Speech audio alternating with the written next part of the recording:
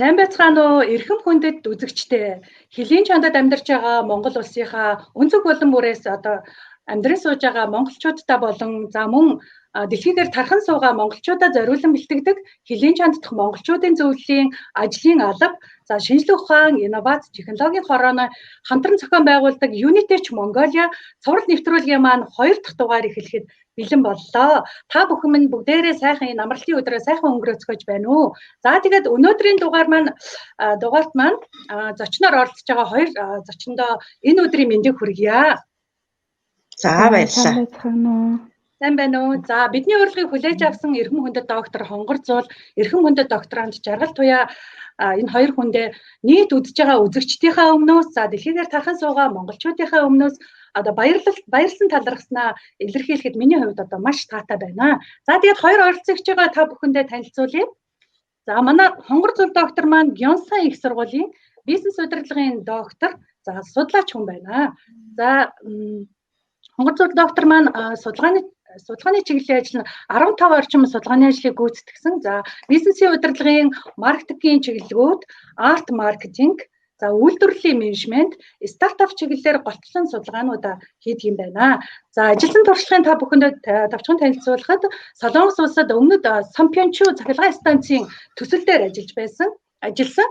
За мөн Солонгосын боловсролын яамны BK21 төсөл дээр одоо судлаачаар мөн ажиллаж байсан туршлагатай. За одоогоор болохоор Gyeongsang сургуулийн магистр, докторийн сургуулийн судалгааны арга зүйн багшаар 2 дахь жилдээ ажиллаж байгаа юм байна. За мөн та бүхэндээ дуулахад Солонгос дахь монгол судлаачдын Мишель хүрээлэн гэж маш сайхан хүрээлэн байгуулагдсан байгаа. Энэхүү хүрээлэн санаачлан маш олон одоо залуучуудыг одоо нэгтгэхэд ажиллаж байгаа юм. Сайхан залуу судлаач байна. За судлаачаа бас нэг зүйлийг тодотгож хэлэхэд Gyeongsang их сургуулийн 2016 онд шилдэг залуу бүтээлч судлаач гэсэн шагналыг авч ирсэн ийм одоо сайхан залуу судлаач байна. За тэгээд дараагийн зочин судлаачаа та бүхэндээ танилцуулъя. За манай Жаргал Туяа докторант маань Digital Kids 100-ны хүн ХХК Digital Kids сургалтын төвийн захирал эмэгтэй байгаа. За 2006-аас 2017 оны хугацаанд болохоор JICA-гийн одоо сургагч багш, сурагчийн суралцгыг дэмжих арга зүйн хөгжил, багшлахуун арга зүйг түгээх, дэлгэрүүлэх тогтолцоог бэхжүүлэх, зүүн бүсийн мэдээллийн технологийн багш нарын үндэсний сургагч багш юм байна. За нийслэлийн мэдээлэл технологийн багш нарын сургагч багш юм хүн байна. За үндсэн мэргэжил нь бол электроникийн инженер хүн байна. За тэгээд боловсрол судлалын мастер зэргийг 6 онд хамгаалсан. За 2012-оос 14 онд математик мэдээлэл зүйн багшаар бас мөн суралцсан. За 2015-аас 21 онд Монгол Улсын боловсролын их сургууль боловсрол судлалын докторантаар ингээд судалгаагаа хийгээд явж байгаа юм сайхан эмэгтэй байна. За тэгээд та бүхэндээ судалгааны бүтээлүүдээс товчхон дурдах юм бол маш олон бүтээлүүд байна. Эдгээрээс би багцлаа та бүхэндээ товчхон танилцуулъя. Олон улсын болон үндэсний хэмжээний эрдэм шинжилгээний илтгэл 20 гаруй илтгэлүүдийг тавьж ирсэн байна. За ээлжит хичээлдэр сурагчдыг эзэмшсэн мэдлэгийг үнэлэх боломж, мэдээлэл технологи хичээлийн интеграцчлал, за маш олон судалгааны бүтээлүүдийг бий болгож ирсэн байна. За эндээс мөн дурдахад багшийн боловсролын ирээдүй, мэдээлэл технологийн багшийн хөгжлийн талаарх хийсэн судалгаа гэх мэт энэ олон судалгаануудыг одоо хийж гүйцэтгэсэн байна. За тэгээ би даан бүтээсэн ном гарын авилгаас та бүхэн товчхон танилцуулах юм бол элементар математик гэж номыг 2014 онд хэвлүүлсэн байна. За мөн элементар геометри гэдэг номыг 2014 онд хэвлүүлэн гаргасан байна. За тоо тоолол айлгвар айд суралцсан бодолтой номыг 2016 он, 2018 онд одоо 2 удаа 2000 орчим ширхгийг хэвлэж гаргуулж ирсэн байна. За маш их эрэлттэй байсан байна гэж надад харагдаж байна. За өгүүлбэртэй бодлого магадлал статистикийн бодлого бодож сурцгаая. Бодолтой номыг 2016, 17, 17, 18, 19, 20 онод гаргаж ирсэн. За маш сонирхолтой мэдээлэл технологи хичээлийн ажлын хуудас 6 дугаар анги гэж номыг 16 онд гаргаж ирсэн юм байна. Бүтээлийг. За мэдээллийн технологи хичээлийн ажлын хуудас гэдэг 6 дугаар ангийн бүтээлийг бас 16 онд ижил давтамжтай гаргасан юм байна. За математик digital kits гэдэг бүтээлийг 2020 онд гаргаж ирсэн байна. За тэгээ эдгээр хоёр оролцогчтойгоо ярилцуулсандаа миний хувьд бол маш хүндэтгэлтэй, маш нэр төрийн хэрэг байна гэж одоо үзэж байна. За энэ хүү нэвтрүүлэг маань нийтдээ 50 дугаар явна. Та бүхэнд өмнө нэвтрүүлгээрээ танилцуулж ирсэн. 50 дугаар 1 жилийн хугацаанд нийтдээ 50 судлаач тэгээд мөн хөрсөн дээр нь одоо project төсөл болгоод те судалгааны бүтээлийг амьдралд хэрэгжүүлээд явж байгаа судлаач багш нар захирлуудыгаа энэ хүн нэвтрүүлгээр орж хооронд нь холбох уялдаа холбоог бий болгох цаашдаа бид нар түрүүчийн нэвтрүүлгээрээ ярьсан үн цэнийн гинжин хэлхээс гэдэг зүйлийг бий болгох зорилготойгоор энэ хүн нэвтрүүлгээ та бүхэнд сурлаар хүргэж байгаа. За 4 сэдвийн хүрээнд та бүхэнд хүрж байгаа. Та бүхэн мэдж байгаа. Нэгдүгээр сэдв маань ковидын үеийн боловсрал, ковидын дараах боловсрал. За дараагийн сэдв маань дижитал сургалтын арга зүй те бид нар олон улсын түвшинд энийг ямар туршлагууд байгаа вэ гэдэг сэдвээр. За дараагийнх нь болохоор боловсролын менежмент, олон улсын туршлага. За сүүлийн сэдв нь болохоор судалгааны бүтээлийг хэрхэн үн цэнжүүлэх вэ гэсэн сэдвүүдээр бид нар уйж зангидаж энэхүү нэвтрүүлгээ хүргэх болно. За тэгээд та хоёртой дахин энэ өдрийн мэндийг хүргэе. За тэгээд бүгдээрээ маш сайхан халуун дулаан яриа болох байхаа гэж итгэж байна. Тэгээд хамгийн түрүүлж яагаад гэдэг асуултаар би хонгорцол доктороос эхэлмээр байна. Та яагаад судлаач болсон юм бэ? Одоо яагаад энэ олон оюутнуудыг те судалгаа шинжилгээ гэдэг зүйлд дуртай хайртай болгох энэ ажлыг хийж байгаа юм бэ? Таны судалгааны бүтээл бол судалгааны арга зүй тал руугаа та ажиллаж байгаа юм байна гэж миний хувьд ойлголоо. Тэгэхээр та энэ талаараа үзэгчтэй хандаж бас танилцуулж өгнө. За тэгэхээр ер нь бол за эхлээд бүгдэнд нь энэ өдрийн мэндийг хүргэе тийм ээ. За ер нь бол яагаад судлаач гэдэг энэ тийм ээ энэ зам руу орсон бэ гэх юм бол би ер нь 10 жилдээ бол яг урлагийн за зургийн анги гэж ярьдаг тийм ээ. Зургийн анги сурч байсан. Тэгээд айхтар зурдаг авьяас бол байхгүй тийм ээ. Гэхдээ яг ч зургийн ангид бол орцсон. За тэгээд тэр үед ер нь бол одоо урлагийн судлаач болно гэсэн нэг тийм мөрөөдөл бол ер нь байсан. За гэхдээ яг тэр мэргэжлэр бол яваагүй, урлагийн судлаач болоогүй тийм ээ. За одоо бол ерөөсөө яг бизнесийн чиглэлээр яг нь сургуулаа төгсөөд яг тэр чиглэлээрээ ингээд судалгаа бол хийгээ явж байгаа. За тэгээ миний хийдэг ажлын хувьд бол одоо бол яг Солонгос улсын тийм ээ Кёнгсан их сургуулийн тийм ээ Кёнгсан улсын их сургуулийн за үйлдвэрлэлийн менежментийн магистр докторантын за сургуулийн одоо судалгааны арга зүйг заадаг. За гэхдээ энэ хичээлээр ер нь юу заадаг вэ гэхээр за судалгааны ажлыг одоо яаж бичих вэ тийм ээ онлоо яаж бичих вэ оршлоо яаж бичих вэ тийм ээ за судалгааны ажлын за загвар дизайна яаж гаргах вэ тийм ээ за асуумжаа хэрхэн бэлдэх үү гэдэг ч юм уу тийм ээ. За объектоо ер нь яаж сонгох вэ, тодорхойлох вэ гэдэг ч юм уу. За тэгээ цаашлаад бүр анализа тийм ээ ямар тест дараалтаагаар хийх үү гэдэг ч юм уу. За тийм ээ ер нь ямар програм ашигладгийг ингээд ер нь бол яг уу практик тал руугаа тийм ээ за мөн онол талаа яг ер нь яг хоёулын зэрэгсүүлж ер нь ордог гэдэл ер нь бас ойлгож байна л да. Зөв. За маш чухал яг ирээдүйд бид нар судалгаанд суурилсан шийдвэр гаргалт буюу хэрхэн судалгааны дүгнэлтийг ашиглагч ажил амьдралдаа тэр бүхнийг хэрэглэх вэ гэдгийг одоо хүүхдүүдэд тий оюутнуудад бакалавр мастрын оюутнуудаа зааж сургаж яваа маш сайхан ажил хийж байгаа залуу судлаач байна. Маш их баяртай байна. За тэгээ жаргал туяа докторантынхаа хувьд таны бүтээлүүдийг ингээд харж байхад бол та их математик багаас сонирхолтой хүүхэд байсан болов гэж би дотроо бод. Би бол багада яг дунд ангид байхдаа бол тооны хичээлдээ маш дуртай байсан. Тооны хичээлдээ. Тэгэхээр таны бас ингээд замнал те амьдралын тань энэ судалгааны ажлыг хичнээн жилийг зарцуулж ийн. Яагаад энэ судалгаа шинжилгээ гэдэг юмд илүү гүнзгийрч орох болсон бэ? Тэгээ таны судалгааны сэдэв бол шинжилгээ судлах арга зүйг цахим технологиор дэмжих гэдэг бол үнэхээр сонирхолтой. Яг цаг үеэ олсон одоо л энэ арга зүйг нэвтрүүлэх түгээн дэлгэрүүлэх цаг нь болчихсон үе юм шиг надад санагцсан. Тэгэхээр та өөрийнхөө бас тэр анх яагаад үүссэн, тэгээд одоо явж байгаа цааш гэдэг талаараа бас эзэгчтэй танилцуулж өгнө үү? За баярлалаа. Ямар ч үсэн энэхүү сайхан нэвтрүүлэгт одоо оролцуулах болсон одоо хөлийн чандах монголчуудын зөвлөл зүйлийн хамт олон за хөтлөгчтэй бас баярлалын талаас нь илэрхийлье. Мөн одоо зочин оролцогч хамтран оролцож байгаа хонгороо доктортой бас баярлалаа. За мэд үзэгчтэй бас одоо баярлалаа гэж одоо бас хэлье. За тэгээ миний хувьд бол одоо яг бага ангиасаа ер нь л одоо анх их суур тавьж өгсөн бага ангийн багш одоо маш сайн багш байсан. Үүнийгээ дагаад одоо цаашлаад одоо ер нь ерхий боловсролын сургууль сурж байхдаа ер нь бүх хичээлүүдтэй яг ижил төвшөнд одоо яг сурж идэг бас багш нарынхаа бас хайр хүндэтгэлийг хүлээсэн одоо ийм хүүхд байсан. Одоо тийм ч учраас бидний үед одоо 7 дугаар ангиас одоо олимпиад уралдаан тэмцээнд оролцдог байсан. Энээс эхлээд одоо 7, 8, 9, 10 дугаар ангид одоо физикийн олимпиад сургуулаа тий аймагт одоо төлөөлж бас оролцдог бас ийм хүүхд байсан. За тэгээд дараа нь бол одоо өөрөө мэдээж инженерийн мэргэжлийг одоо сонгож одоо суралцаад төгснийхаа дараа бас ер нь бол одоо багш болох хэрэгтэй байна. Манай ер нь яг ойр гэр бүлийн хүрээлэл одоо яг бүгд одоо багш мэргэжилтэй хүмүүс байдаг. Энэ нь бас давхар бас нөлөөлсөн баг. Ер нь багш болвол одоо бас болчих юм байна гэж бодоод ахаа цаашаа одоо үргэлжлүүлээд одоо сурсан да. Ер нь бол тийм. За тэгээ ер нь бол одоо бас судалгааны ажлын чиглэлээс ярих юм бол одоо анх бол би 2006 онд одоо JICA-гийн суралцагчийн суралцахыг дэмжих арга зүй гэсэн одоо төсөлд урт хугацааны төсөлд хамрагдаад үүнийхээ өрөөнд одоо дуршигч багш сургагч багшаар бол ажиллаж исэн.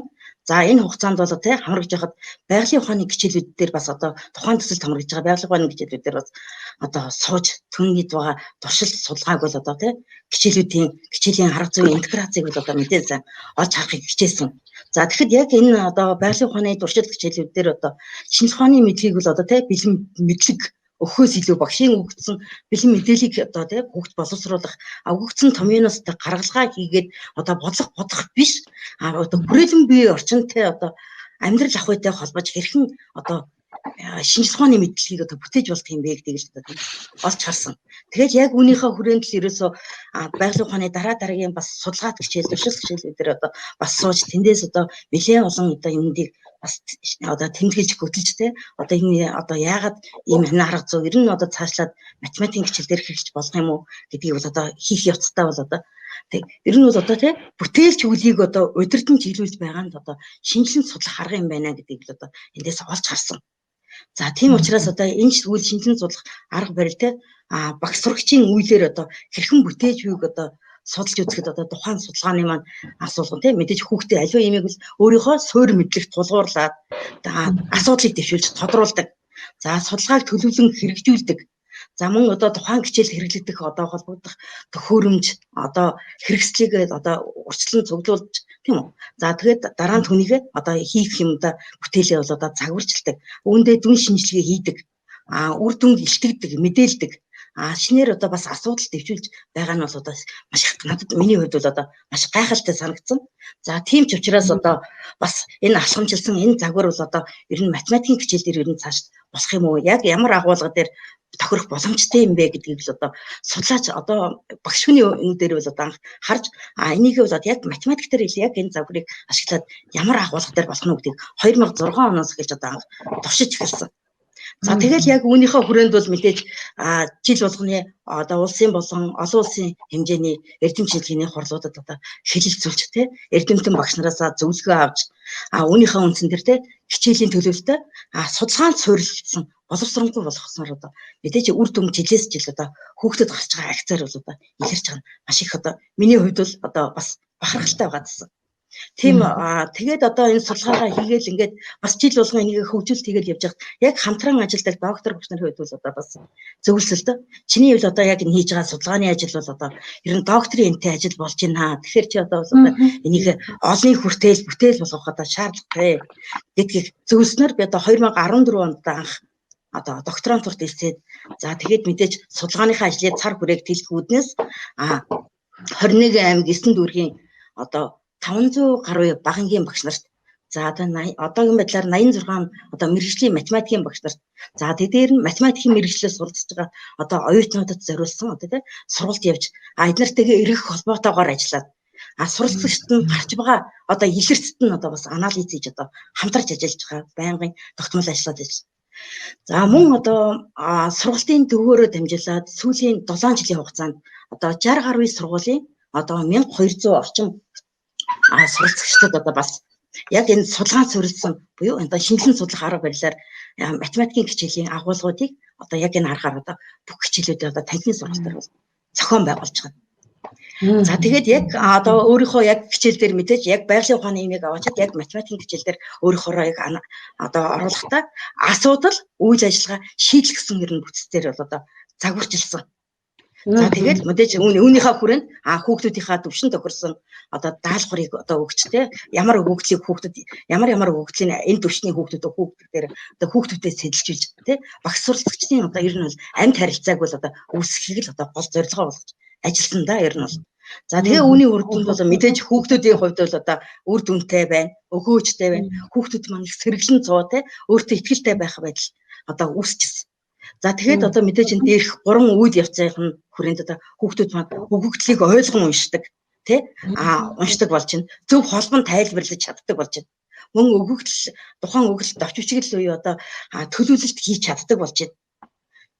Бичиглээс одоо тухайн бодлого тохирсон зураглалыг хийж чадчихна. Зураглалаас бодолтыг хийж байна. Бодолт болгон дээр одоо хүүхдүүд маань тайлбарыг хийгээд анализ хийгээд одоо тэгээд тэрийгэ үр дүнгээ өөрсөндөө илтгэхэд байж чадчих байгаа нь бол одоо тийм хүүхдүүдийн маань тэгээд үр дүн дээрээ бас асуудал дэвшүүлээд нөгөө анхны өгөгдөлт маань тохирч ийн үгүй гэдгийг одоо би эндээ шүмж сэтгэлгээгээр одоо бас хандаж одоо хоорондоо ярилцаж чаддаг болсон нь бол одоо энэ судалгааны ажлын одоо бас гол зорилго тийм энэ одоо математик одоо заавал энэ байгалийн ухааны хичээлээр туршилт одоо хичээл биш юм байна гэдгийг л одоо энэс болж цааш түгээн дэлгэрүүлэх ажлаа л одоо үйл ажиллагаагаа хэрэгжүүлж явна да юм бол. Маш сайхан сонсогдож байна. Яагаад гэвэл бид нар хүүхдүүдийнхээ нөгөө бүтээлч те сэтгэлгээнд суулгах тэр загварчлалаа хүүхдүүдэд оруулахгүй юу? Бүтээл сэтгэлгээний цаана юу байхаа гэхээр судалгаанд суурилсан шийдвэр гаргалтаасаа ярьлаа шүү дээ. Асуудал байвал тэрийг яах вэ гэхээр үйл ажиллагаа болгоод үйл ажиллагаагаа шийдэл болгож гаргаж ирэх тэр чадварыг хүүхдүүдэд сургаж ирсэн. Нөгөө талдаа юу гэхээр багш нарыгаа давхар бэлтжижсэн гэдэг нь надад үнэхээр сайхан санагдлаа. Яагаад гэвэл багш сурагч хоёрын уялдаа холбоо тэр бүхнээр энэ бүхэн чинь одоо гарч илэрдэг юм байна. За тэгвэл энэ арга аргачлалыг олон улсад тий Монголдо төдөө гадагшаага бүгдээрээ энийг бас туршлагуудаа хуваалцаж хамтарч ажиллах нь зөв юм байна гэдэг тэр агуулга дээр зангидагдаж энэ хүн нэвтрүүлэг манд хүрч байгаад маш их баяртай байна. Тэр биднийг бас маш олон үзэж байна. Тэр манай энэ удаагийн сэдв 2 дахь нэвтрүүлгийн маань сэдв бол ковидын үеийн боловсрал, ковидын дараах боловсрал гэдэг зүйлийг бид нар ярьж байгаа. Ямар сайн туршлагууд байна вэ гэдэг зүйлийг нэг ч ихсэн хүн олоод мэдээсээ, нэг ч ихсэн багш, нэг ч ихсэн судлаач олж мэдээд урагшлаасаа гэдэг одоо үүднээс энэхүү ярилцлага маань явж байгаа хүрж байгаа гэдгийг та бүхэндээ бас дуулахад таатай байна. За тэгээд Жаргалтай багшийн саяны ярьсантай ууж асуухад бол дижитал шилжилтийн одоо бид нар заашгүй ингээд шилжилтийг шаардлагатай болчлоо, арга аргачлалаа өөрчлөх хэрэгтэй болчлоо гэж харагдаж байна. Тэгэхээр судлаачийн хувьд те арга зүй талаас нь одоо энд одоо ямар өөрчлөлтүүд гарч байгаа вэ? Яг одоо энэ ковидын үед тийм ээ. Тэгэхээр та энэ дээр бас гадаадын сургууль багшилж байгаа, бүр үндэсний хэмжээний их сургууль багшилж байгаа одоо багшийн хувьд ямар өөрчлөлтүүд гарч байна вэ? Энэ талаар та бас туршлагаасаа хуваалцаач. За ер нь бидний яг одоо амьдарч байгаа орчин бол ер нь бол тэр чигээрээ дижитал ертөнц тийм ээ. Дижиталын 90 үе. За цаашлаад аж үйлдвэрийн 4-р хувьсгалч гэж ярьдаг тийм ээ. За хүн, машин, машинтайгаа хоорондоо холбогдох болсон тийм ээ. Мэдээллийн асар том одоо юу гэдгийг давалгааг үүсгэж байгаа яг энэ үед бид нар ер нь бол аль хэдийн амьдраад эхэлчихсэн гэж ер нь тийм ээ ойлгож байна тийм ээ. За тэгээд судлаачдын хувьд бол за ер нь бол би судлаач гэдгийг бол ер нь яг ямар хүмүүсийг судлаач гэж хэлээд байгаа гэхээр за ер нь бол магистрийн оюутнууд бол яг л судлаач хүмүүс тийм ээ. Магиструудыг болохоор бид нар нэг зүгээр л магистрийн зэрэг цол авах байгаа хүмүүс гэж бол ер нь бол нэрлэдэг. Магиструм бол адилхан судлаач хүн тийм ээ. Докторантум бол адилхан судлаач хүн. За хүрээлэн ч юм уу тийм ээ ямар нэгэн байгууллагт судлаачаар ажиллаж байгаа хүмүүсийг бол судлаач хүн гэж нэрлэж байгаа. Тэрнээс биш нэг тийм айхтар нэг тийм өдөр шөнөгүй тийм ээ судалгаа хийгээ суугаад идэх хүмүүсийг зөвхөн судлаач гэж нэрлэхгүй байгаа. За тэгэхээр судлаачдын хувьд бол тийм ээ. За урд нь бол ихэвчлэн судалгаа шинжилгээ хийхдээ тийм ээ одоо хүн бүрчлэнтэй нэг бүрчлэн тийм ээ уулзаж ярилцлага авдаг ч юм уу тийм ээ. За датагаа нэг бүрчлэн цуглуулах тийм үү. Маш их олон цаг хугацааг ер нь одоо зарцуулдаг байсан. Нэг одоо ганцхан судалгааны ажил бичгийн тулд тийм ээ. За тэгтэл одоо ер нь дижитал шилжилтийн үед бол судлаач нар за их өгөгдөл буюу тийм ээ их өгөгдөл буюу big data тийм ээ big data аналитик хэрэглэх түүнийг одоо ашиглах боломжтой болсон тийм ээ. За мөн мобайл програмууд байна. За сошиал медиа тийм ээ. За төрөл бүрийн дундын платформуд байна. За мөн cloud тийм ээ. Cloud болон IoT, AI тийм ээ технологиудыг бид нар ер нь бол ашиглах боломжтой болсон. За энэ нь эргээд маш үр дүнтэй тийм ээ чанартай судалгааны ажлуудыг гаргахад ер нь нөлөөлж байна гэж ер нь үзэж байна л да. За тэгээ ер нь манай Монголын судлаачид ч гэсэн тийм ээ аль хэдийн энэ шилжилтийн үе рүү бол ер нь дижитал шилжилтийн тийм ээ энэ үе рүү бол ер нь бол орчихсон гэж би бол ер нь харж байгаа тийм. Тэгэхээр цаашлаад ер нь бол Монголын ч бай тийм ээ ер нь аль ч улсын тийм ээ судлаач нар ер нь бол яг энэ дижитал гэдэг энэ ертөнцлөө бүр мөсөн 100% орчихсон тийм ээ. Магадгүй ковид дууссан ч гэсэн бид нар бол яг энэ ертөнцөөр л амьдрах нэг л бид нар энэ ертөнцлөө бүр орчихсон тийм ээ ороод дуусчихсан байгаа учраас урдны бидний нөө хөлөөрөө явдаг тийм ээ орон нутгаас очиж хүнээс авдаг ч юм уу тийм үе ер нь одоо бол бараг дуусвар болж байгаа тийм ээ. Бид нар ерөөсөө ихэнх юмыг нээлттэйгээр одоо энэ интернет гэдэг юм ихэнх юмыг бид нар ер нь маш дэлгэрэнгээр ер нь оруулдаг болчихсон тийм. Тэгэхээр бид нар заавалчгүй хөлөөрөө гараараа хийдэг үе өнгөрчихсөн. Бид нар одоо ихэнх юмыг энэ дижитал гэдэг зүйлээр тийм ээ интернет гэдэг энэ зүйлийг ашиглаад бид нар судалгааны ажил маш чанартай ер нь бол бичих боломжтой болчихсон гэж ер нь бол үзэж байгаа. За, өстой сайхан хариулж байна. Юу вэ гэхээр бүх бид нарт хөсөн хөсөөгөө тэгтээ тэргүй орцсон байгаа. Дижитал хэлбэртэй тэгтээ тэргүй ороод шилжилтүүдээ хийгээд явж байгаа. Тэр дундаа одоо цаашлаад их сайхан санагдаж тодруулж гаргаж хэлсэн зүйл нь юу вэ гэхээр зөвхөн л нэг судалгааны хүрээлэнд сууж байгаа хүн бол судлаач юм аа гэж ойлгодоггүй өнгөрсөн байна. Бүгдээр бакалаврын оюутан нөгөө хүүхдэд хичээл зааж байгаа багш маань судлаач тэр үедээ л одоо хүүхд маань өөрөө судлаач юм байна гэдгийг жаргал сүрэн доктор маань өөрөө гаргаад ирсэн байна шүү дээ тийм ээ. Тэгэхээр тэр судалгаа гэдэг зүйл чухлын чухал тэр дундаа бид нар айлертинд орчихсон явж байгаа тэр хөлөөрөө гараараа хийдэг зүйлийг технологи хийж байгаа юм байна гэдэг шилжилтүүд асар хурдтай явагдаж байна гэдгийг болоо судлаачийн зүгээсээ маш сайхан тодруулж гаргаж ирлээ.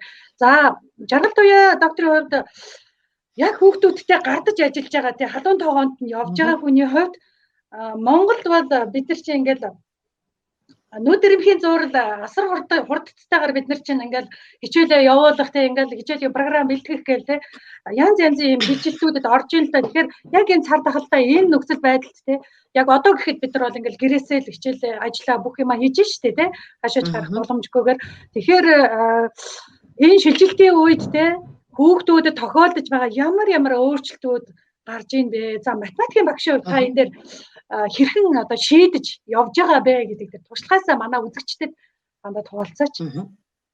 За тэгээ. За ер нь бас одоо багш сурагчтайгаа одоо танхимын болон онлайн одоо сургалт зайнаас одоо хамтран сурах арга зүйг бол одоо бид нар одоо сурагчдын одоо суурь чадамжийг одоо онцлохоос эхлээд түүний төвшөнд нь одоо тохирсон одоо сургалтыг барьж авах одоо зарчмыг бол одоо гол миний одоо зорилгоо барьж ажилладаг.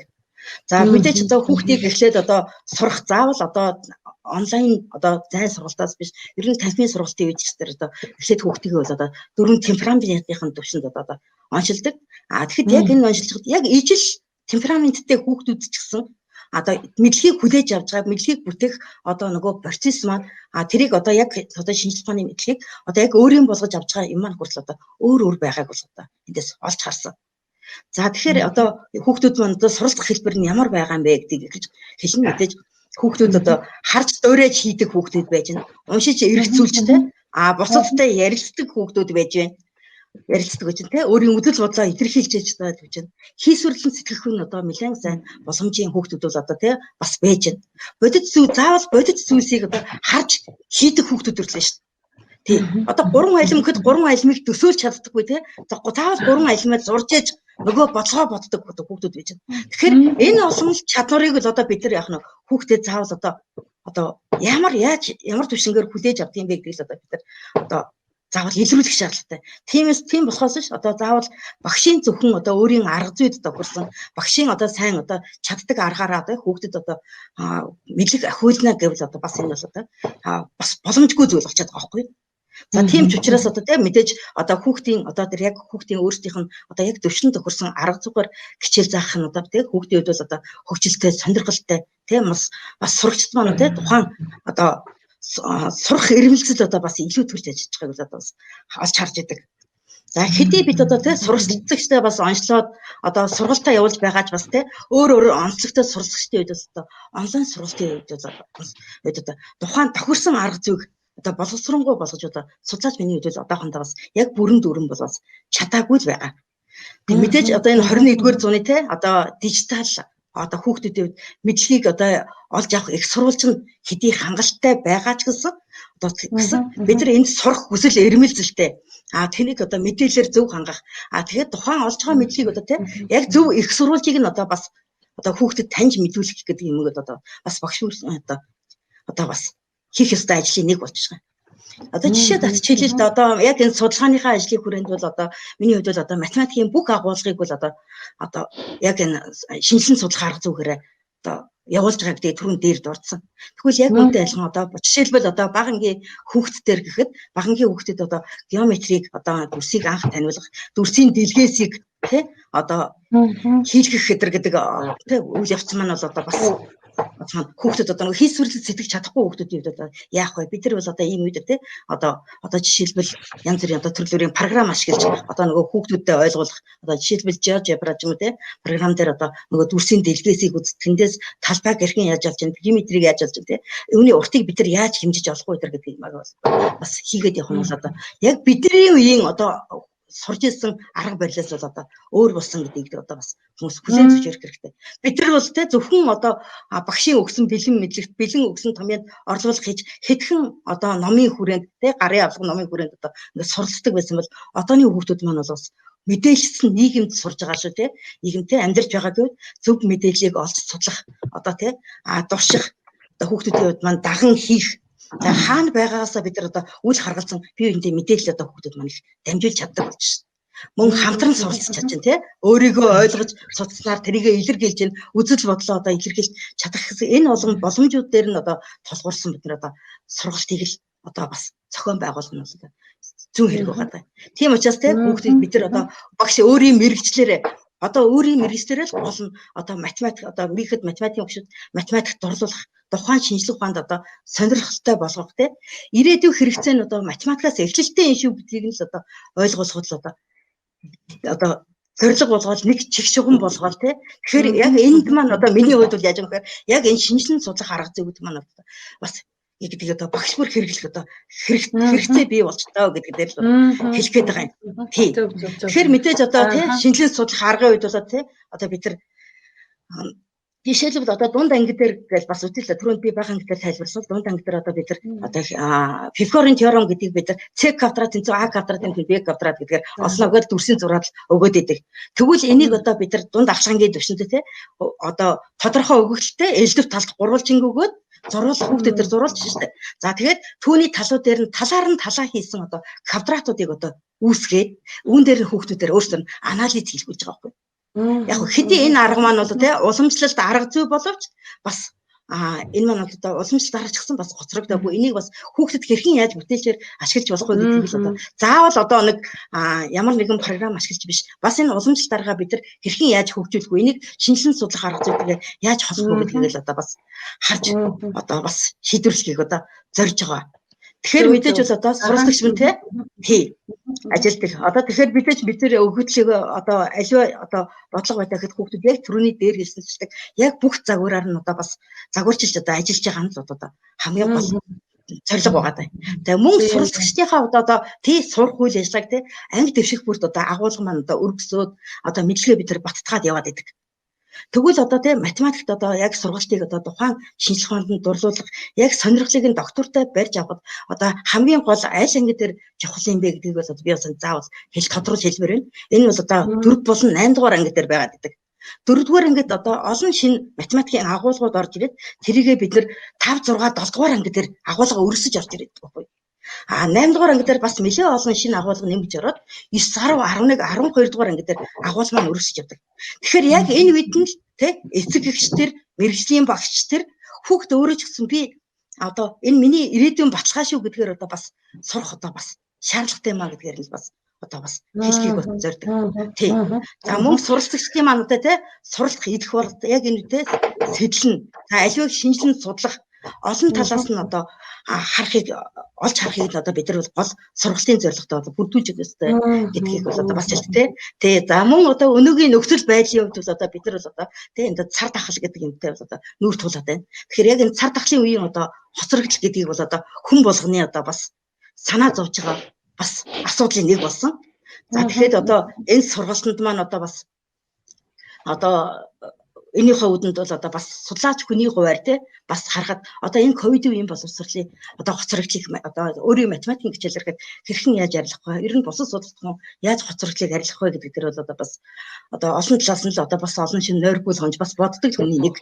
Тэгээ тийм учраас бас одоо энэ 12 өмнө нь одоо бид нар 12 жилийн тогтолцоонд шилжихэд те одоо хүүхдүүдийг 3-аас 5 дугаар анги дээр 5-аас 7, 8-аас 10 дугаар анги гэдэг ингээд одоо шилжилт хийж энийг бол яг тухайн анги нөгөө агуулга өргөсөж байгаа юугээр одоо бид нар одоо хүүхдийн нөгөө өмнөх алгасан ангийн агуулгыг бол одоо бид нар ойлгуулад хүүхдэд сураад явуулж болж ирсэн. Тэгвэл яг энэ шийдлэр л бас одоо тийм хүүхдүүдийн нөгөө анги улирах биш нөгөө ангийн агуулгыг хаях биш агуулга өргөсөн агуулгаар нь бас одоо энэ ковидын дараа бид нар одоо сайхан цаг ирэх үед бас сургалтыг явуулвал одоо бас боломжтой юм болов уу гэдэг би бас үзэж байгаа. За мөн бас ахаад нэг одоо юу нэхэр бидний хүүхд багч одоо бид нар чинь бямб гарагт хичээлдэг хүүхдүүд гэсэн байсан шүү дээ. Тийм учраас одоо тэр тухайн үеийн одоо нөгөө үеэр одоо нөгөө бямб гарагт одоо тий одоо энэ хоцрогдож байгаа энэ олон агуулгуудыг бямб гарагаар ороод тий мэдээж одоо төр бодлогоороо багш нарын маань одоо цалин хөлс илүү цагийн цалин хөлсийг нөгөөд тооцоод энэ хоцрогдол яах юм бол агуулгыг минь нөхөх бас боломж байна л гэдгээр нь бас харж байгаа. Тэгэлгүй агуулга нөхөх боломжтой. Яагаад боломжтой гэхээр таны судлаад гаргаад ирсэн энэ шинжилгээ судлах арга зүй гэдэг дотроос юу таны ярьж байгаа зүйлээс сая юу надад юу ойлгогдож байна гэхээр хүүхэд өөрөө тэр яваараа нэг юмыг те математикч бай, байгалийн шинжилгээч бай, мэдээлэл технологич бай тэр бүхнийг задлан шинжлэх, системлэж харах, альва зүйлийг системлэн харах тэр чадварыг олоод авсан хүүхэд бол альч хичээл дээр хоцрогдолгүйгээр урагшлах боломжтой гэдгийн жишээ нь бол энэ шинжилгээ судлах арга зүй. Тэр дундаа таны саний яриан дээр нэг зүйл анзаарагдлаа. Юу вэ гэхээр хүүхэд нь эргээд өөрийгөө үнэлдэг. Бусдын хийснийг бас хараад ийм байна, тийм байна гэдээ тэ нөгөө үнэлгээ өгч штэ. Тэгээ өөрийнхөө хэмжээнд тэгэж үнэлэх. Нөгөө талдаа хүүхдийн яг хувь хүүхд рүү чиглэсэн буюу нэг нь ингээд 3 ширхэг алим харж ээж ойлгож ийн гэж та ярьлаа шүү дээ тий. Нэг нь бол зургийг үзүүлээд нэг нь одоо юу гэдэг нь тий амаараа хэлэхэд ингээд 3 ширхэг улам гэдгийг тий одоо төсөөлөлтөд авж гинэ гэж байна. Тэгэхээр эн чинь цаана юу вэ гэхээр яг энэ арга зүй тань хүүхэд бүрлүү чиглэсэн байдлаар тий яг хувь хүүхд рүү чиглэсэн байдлаар энэ хөгжүүлэлт хийгээд явах боломжийг одоо бас гаргаж ирж байгаа юм байна. Тэрүүгээрээ энэ бол маш сонирхолтой арга зүй байна гэж би бодол харж байна. За тэгээд холбож асуухад бол мэдээж одоо цар тахалтай бүхэл улс орон энэ аюултай зүйлтэй тэмцэж байна тийм ээ. Оюун санааны хувьд ч тэмцэж байна. Одоо бие организмын хувьд ч дархлааны хувьд ч тэмцэж байна тийм. Бас их тэмцэл явж байна. За тэгээд энэ тэмцэл донд одоо жишээ нь манай Солонгос яг бидний одоо маш их харилцаатай байгаа. Тэр дундаа 40-50 мянган монголчууд маань тийчээ ажиллаад, амьдраад, сураад, хөгжөөд явж байна. Тэндээс олон зүйлийг бид нар одоо сайн сайхан зүйлүүдийг суралцж байгаа. Тэр дундаа боловсролын салбарт одоо багш судлаачдын хувьд дээр одоо ямар өөрчлөлтүүд гарч ийн вэ? Одоо хичээл сургалтын хувьд, программын хувьд ч гэдэг юм уу, тий харга зүйн хувьд ч гэдэг юм уу. Энд дээрээс та туршлагаа хуваалцаач. Болоод ирэх тий. За ер нь бол Солонгос улсын хувьд бол боловсролын салбар бол ер нь бол хамгийн том салбар гэж ер нь ойлгож байна те. Ер нь нэлийн хүчтэй салбар. Солонгосын боловсролын систем бол бас их маш их дэс дараатай тийм ээ. Ер нь бол Ер нь ерөнхий боловсролч дээр ихтэй сургуулийн оюутнууд ч тийм ээ. За магистр, докторантын сургуультаач дээр ер нь бол маш их хүндлэлтэй ханддаг. За тэгээд ер нь яг ковид гарснаас ковид үүснээс хойш одоо ер нь бол баг жил хагас өнгөрч шүү тийм ээ. 19 оноос хойш тийм ээ. Тэгэхээр Солонгосын боловсролын салбар бол ер нь бол жоохон одоо юу гэдгийг найхан ганхах гэдэг нэг тийм үзэгдэл үүссэн. Яа тэгвэл мэдээж яг одоо энэ ковид үүсгэхээс өмнө одоо юу гэдгийг онлайнаар хичээл орох гэдэг бол ер нь бол байх хувьд байсан тийм ээ. Ямар нэгэн боломжгүй тийм ээ тэр сургуультаа очих боломжгүй хүүхдүүдэд зориулсан тийм онлайн хичээлүүд бол байдаг байсан. Гэхдээ яг бүрэн мөсөн 100% яг ийм онлайнаар хичээл орно гэдэг бол Солонгос улсын хувьд бол бас их маш их хүндрэл бол ер нь бол учирсан. Яг бол хамгийн наад зах нь одоо интернетийн хурд мэдээж Солонгост бол мэдээж нэлээд өндөр. Тэгвэл энэ интернетийн хурд гэдэг зүйл бас айгүй их нөлөөсөн тийм ээ. Яа гэвэл нэгэн зэрэг маш олон сурагчид тийм ээ оюутнууд нэгэн зэрэг хичээл сонсох болсон учраас тэр бол одоо юу гэдгийг онлайн хувьд тийм маш хүндрэл учирсан. За тэгээд тэрийгээ дагаад нөгөө нэг одоо оюутнууд маа тийм ээ сурагчид маань маш их хэл ам гаргасан тийм ээ.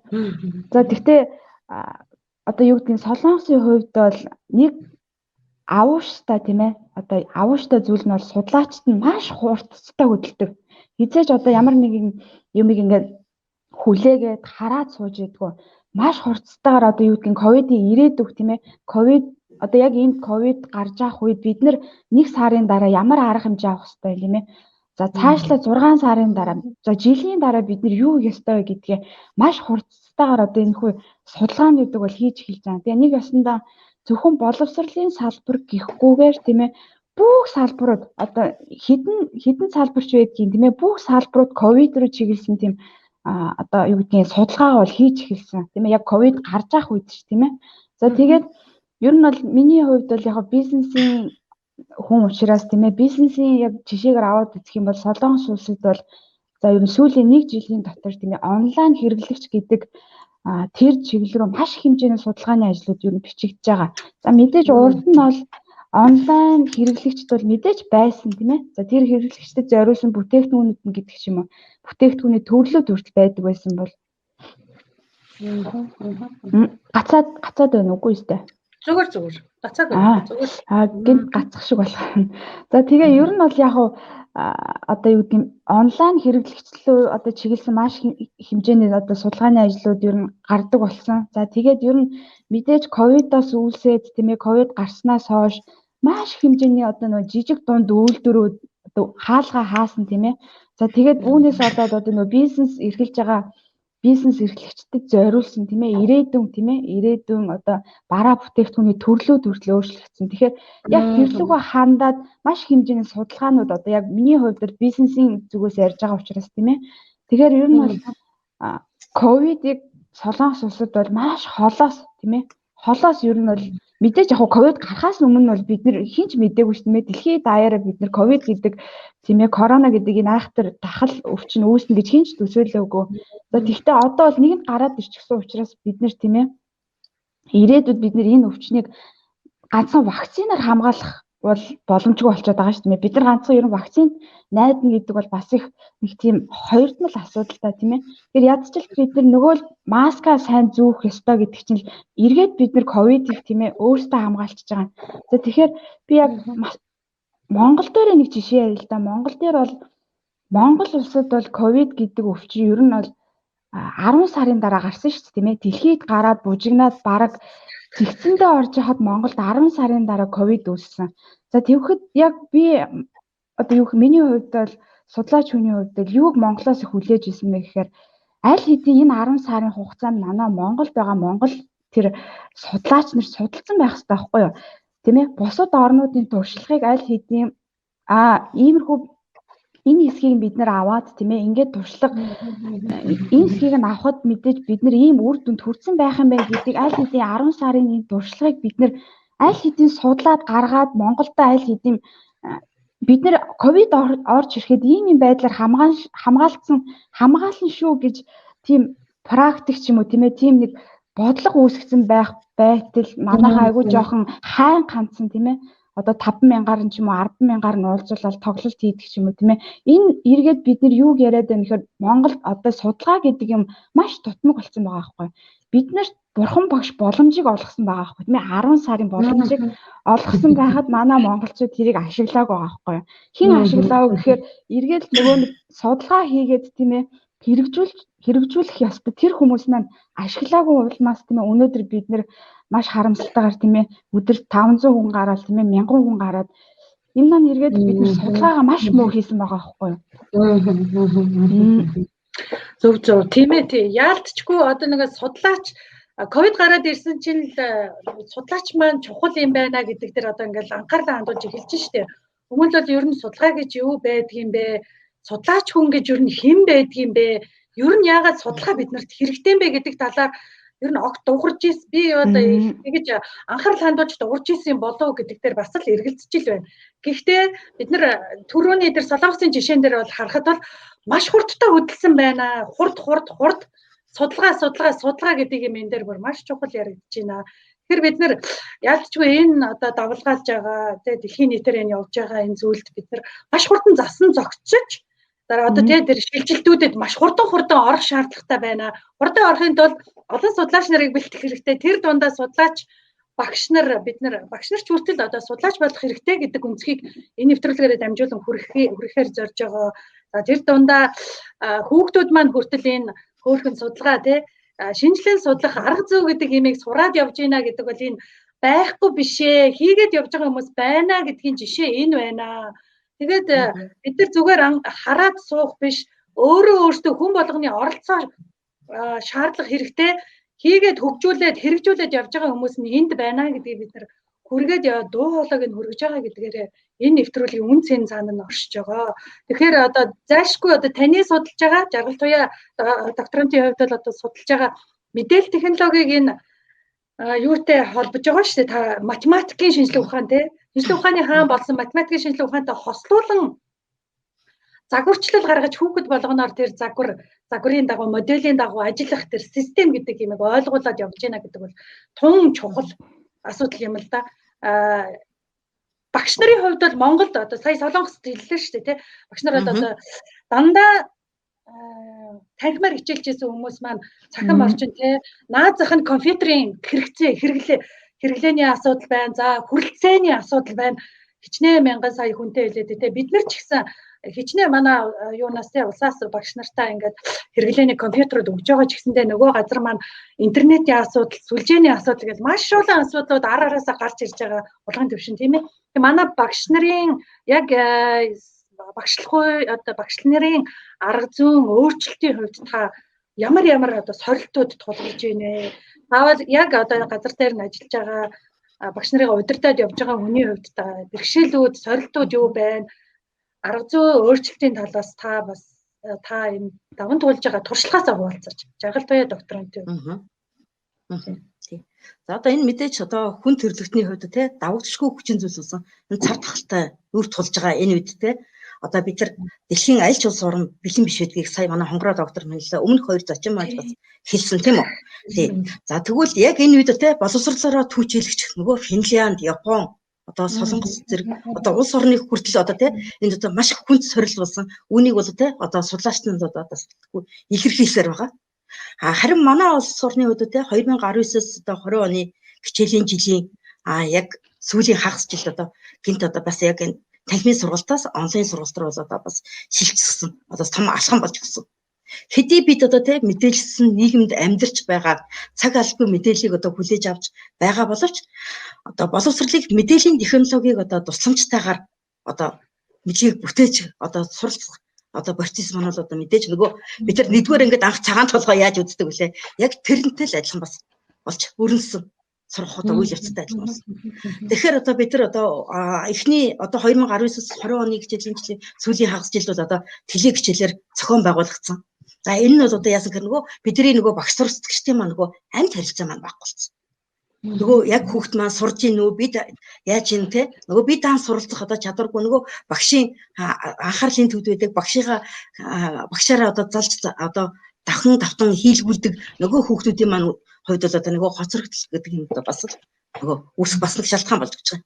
Тэгэхээр одоо энд одоо багшийн маань хувьд ямар байсан бэ? Багш нар маань одоо өөрсдөө захин биш биш. Ерөөсөө нөгөө хэрэглээний хэдхэн офсын хэдэн програм дээр л тэтэрхүү технологийн мэдлэгтэй байснаас л үүдэж бид нар одоо нөгөө онлайн техник хичээлүүдийг орсон.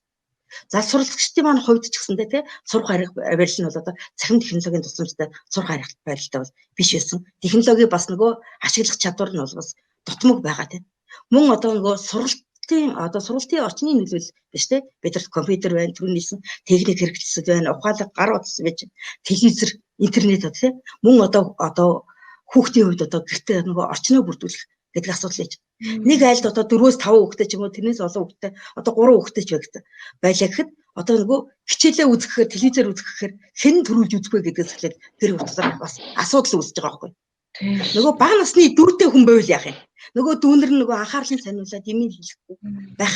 Гэх мэтлэн одоо бидэрт бол одоо тийм мэдлэгийг бүтээх явцын одоо олон асуудлууд одоо тулгарч ирсэн. Иймнээс л болж одоо яг бас хоцрогд үүсэх. Энэ одоо тийм ганцхан одоо бүх юу одоо бусад одоо агуулгууд дээр одоо шинжлэх ухаан дээр биш манай математик дээр ч гэсэн одоо тулгарч байгаа хамгийн том бас асуудал болж эхэлж байгаа. Харин нөгөө 20-с 21 оны хичээлийн жил дээр нөгөө багш нар маань одоо тий одоо Google Meet, Teams байна, Classroom тий Zoom гэл одоо олон програмуудыг одоо тусламжтайгаар одоо харин нөгөө жинхэнэ нөгөө танхимын сургалт шиг нүүр тулсан сургалтыг бас зохион байгуулад бас эхэлчлээ. Тэгэхээр одоо одоо энэ бол одоо тий технологиор дамжуулсан сургалт явах гэдэг нь одоо бидний хувьд одоо тогтолцооны шинж рүү орж ирж байна тий. Тэгэхээр за харин энд одоо яаж юм гэхээр одоо багш нарын хувьд бол одоо мэдлэг байна уу бүх юмд нь цээжинд нь шүү. Одоо бид нар бол одоо өмнө самбар шохотойгоо ороод яхад л одоо хүүхдүүд ангид байгаа 40-с 60 хүүхдүүд хоцрогдолгүй 40 минутанд аваад гарч чаддаг багш нарын хувьд ч одоо яг энэ маань одоо бас асуудал үүсэж байна. Нөгөө технологио ашиглах тий одоо ашиглан хэрэглэх хэрэг хугацаанд одоо хичээлээ бэлтгэв тий одоо ажилуулах гэдэг гэх мэтлэн одоо олон асуудлууд үүсэж байна. За дээр нь одоо танхимын одоо онлайн сургалтын хувьд нөгөө бид нар танхимын сургалт дээр ганцаарчилсан хосоор багаар гэдэг одоо ажлын хэмийг бол одоо сургалтын одоо байнга ашигладаг шүү.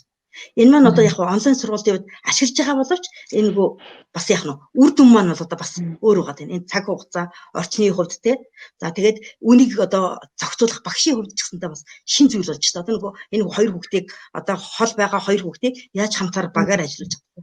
Нөгөө гэдэг юм гэдгээс хэвчээд бидний багшийн хувьд л одоо олон шийдэл одоо бас гарч ирж байна. За тийм ч учраас нөгөө сургалт маань бол одоо үр дүн нь бол одоо нөгөө хэдий багш яг нөгөө одоо танхим заадаг шиг зааж байгаач одоо нөгөө үр дүн маань бол одоо нөгөө бас танхимын сургалт шиг одоо үр дүнд хүрэхгүй байгаа юм. Тийм учраас нөгөө сургалтын маань одоо хүүхдэд заах үр дүн одоо нөгөө зөрөө гарч ирж байна. Гэдгээс хэвчээд олон асуудал болсон тийм. Мэдээж одоо хүүхдүүдийн хувьд бол одоо олон одоо зүйл төр тулгарч нөгөө ойлгохгүй байс угаасаа л ойлгоогүй нөгөө багшийн биеийн хилэмжтэй багшийн үйлсээрээ ахин дахин давтуулж хөөе чи минь яаж энэ багш нөгөө анги танхимд байгаа нөгөө хүүхдүүдээ чинь гिचшин сэдв агуулгыг заачлаа яг гоо бид нар харцгүйгээл харахад хэн за ойлгоогүй үлсэн байна асуудал дэвшүүлээд асуухад хэн үнэн хариулж хэн тэнгэлсэн хариултыг өгч үү гэдгийг бол бид нар бол мэддэг шүү дээ угаасаа. Тийм учраас нөгөө бид нар нөгөө онлайн юуны цаанаас нөгөө хүүхдийн өөрийн багшийн хилэмжээс хүүхд сурдаг бол хүүхдийн биеийн хилэмж үгийн одоо тий одоо дууны өнгөнөөс шалтгаалж энэ маань одоо за жоохон тэр авч юм нэг жижиг юм дээр дутмаг үлсчлээ дээ гэдэг имийг одоо бид нар бас мэдхэд хүртэл хөндрөл үж ярьж байна. Дээр нь одоо бид нар хичээл одоо заахын тулд багш л одоо захин хичээлээ бэлтгэхэд бол хамгийн багадаа нэг 40 минутын хичээлийг бэлтгэхэд 3-аас 4 цаг зарцуулж байна. Дээр нь хичээлээ заах цагтайгаа нийлээд 5-аас 6 цагийг одоо бас зарцуулдаг болж байна. Өмнө бид нар бол одоо хичээл төлөлт юм хийж байгаа. Тэр нь бас хийгдэж байгаа шүү дээ. Цаасан дээр хийж байна. Тэгсэн мөртлөө бас одоо яг ахаад бэлтгэх үйл явц маань одоо ийм болж байна. За тэгэхээр одоо бидний хувьд яаж юм гэхээр нөгөө танхимын сургалт дах яг үйл явцтай яа одоо тий зохион байгуулагч яг ижил төвшөнд одоо яаж хэрхэн зохион байгуулах вэ? Энд хоцрогдол одоо онлайн сургалтын хоцрогдоод байгаа маань яг юунаас болж шалтгааныг л бид нар одоо гол тодруулах юм одоо тавих хэрэгтэй байхгүй. Мэдээж өмнө бид нар түрүүнд хэлсэн одоо хичээллэлээр бид нар одоо хүн мэдээллийг хүлээж авахдаа 5 мэдрэхүн тусламжтай хүлээж авдаг ус нөгөө хүртэх, мэдрэх, үнэрлэх гэдэг юм чинь байхгүй болж байна. Бас харах гэдэг юм маань одоо яг нь дутуу байж шээ. Яг тэгэхээр нөгөө багшийн хэлэмжээр харж бас ойлгодог те. Бусад хажуудлын маань хүүхд яаж хийж ийн гэдгийг нөгөө хараад дуурайлан хийж ойлгодог нөгөө хүүхдүүдийн маань хүртүүлэлт нөгөө одоо асуудал үүсэж байгаа учраас энэ л бас нөгөө хоцрогдол үүсэх одоо асуудал маань болж байгаа. Тэгэхээр одоо иймээс одоо багш нарын маань хувьд те одоо технологичсон нийгмийн иргэнийг одоо бид нар хоцрогдолгүй үүсэх одоо сургахад одоо шалтгааныг нь тодруулах те одоо сургалтын арга зүй технологиг гаргаж ирэх одоо бид нарт бол шаардлага тулгарч ирж байгаа. Үүнд бол одоо манай эрдэмтэн судлаач багш нар маань те өөрсдийн хувь нэмрээ оруулаад дижитал дидактикч багшийн одоо арга зүйг нэвтрүүлэх одоо бас шаардлагатай болж байна гэдгийг бол одоо судлаач багш нартай тэгээ эрдэмтдтэй бас одоо хэлж байгаа юм. Мөн багш нартаа мэрж одоо багш нартаа уриалж хэлгээд те одоо сургалт маань одоо боловсрал явах одоо үйл хичээлийн үйл явц маань те цаашаа ч гэсэн одоо хосолсон хэлбэрээр явах нь одоо цаг хугацааны асуудал болчихлоо шүү дээ. Тий. Тэгвэл үүнд те дижитал математикч багш байхын тулд одоо багш нар маань өөртөө суралцах хэрэгтэй хөгжих цаг ирлээ гэдгийг бас хэлэх хүсэж байна. За дээр нь бол одоо бас нөгөө мэдээж одоо бодлого хэрэгжүүлдэг яам багшийн мэргэжлийн институт хүрээлэн байж байгаа үнэлгээний төв байж байгаа боловсролын газар гэх те одоо энэ бүгд маань те одоо бас хөтөлбөр төлөвлөгөөг одоо өөрчлөх одоо ийм юм рүү биш ээ. Одоо бид нар багшийнхаа одоо технологи суурилсан арга зүйн шинжилгээг хийх дижитал дидактикч одоо багш болгоход одоо анхаарах хэрэгтэй болсон. Хөтөлбөр төлөвлөгөөгөө бас одоо яаран битгий тийм юм рүүгээ ороорой. Тэ одоо багш нартаа илүү анхаарал тавиарэ гэдгийг бас одоо дамжуулж хэлхийг л одоо бол бас энэ нэвтрүүлгээрээ хүсэж байна гэж. За зөв. Технологи суурилсан арга зүйн шинжилэл гэж их чухал үг хэллээ тийм ээ. Тэгэхээр бид нар өмнөх явж исэн одоо туршлагаараа явах юм бол цаашаа бид нар явж чадахгүй юм байна гэдэг агуулга маш сайхан томорч гарч ирж байна. Тэр дундаа бид нар хонгорцуул судлаачийн хэлдгээр онлайн хэрэглэгч буюу онлайн хүүхэд гэдэг юм 5 мэдрэхүүгээр авч исэн мэдлэгээ одоо яах юм бэ? Бид нар царай дүрхийг хараад те дуу хоолойг сонсоод мэдэрдэг тэр хэмжээний сэтгэл зүйн бэлтгэлтэй багш нар байх хэрэгтэй байна. Тэр дундаа хүүхдэд сэтгэл зүйн хувьд бэлтгэх хэрэгтэй байна.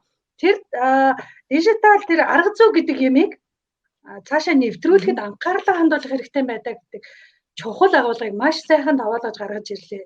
За тэгэхээр дижитал захим шилжилгээл бид нар асар их ярьж ил байна л да. Гэхдээ энэний суурь нь юу юм бэ? Энэний суурь нь өөрөө тоо математик одоо шинжилгээ ухааны оргил болсон математикийн шинжилгээ ухаан чи өөрөө энэ бүхний үндэс суурь нь юм байна. Энийг бүр бага балчраас нь бид нар тавих хэрэгтэй. Энд бүх анхаарлаа бүх одоо төвлөрлөөд хийх хэрэгтэй байна гэдгийг энэ хоёр судлаачийн ярианаас эрхэм үзэгч сонсогч маань ойлгож байгаа байхаа.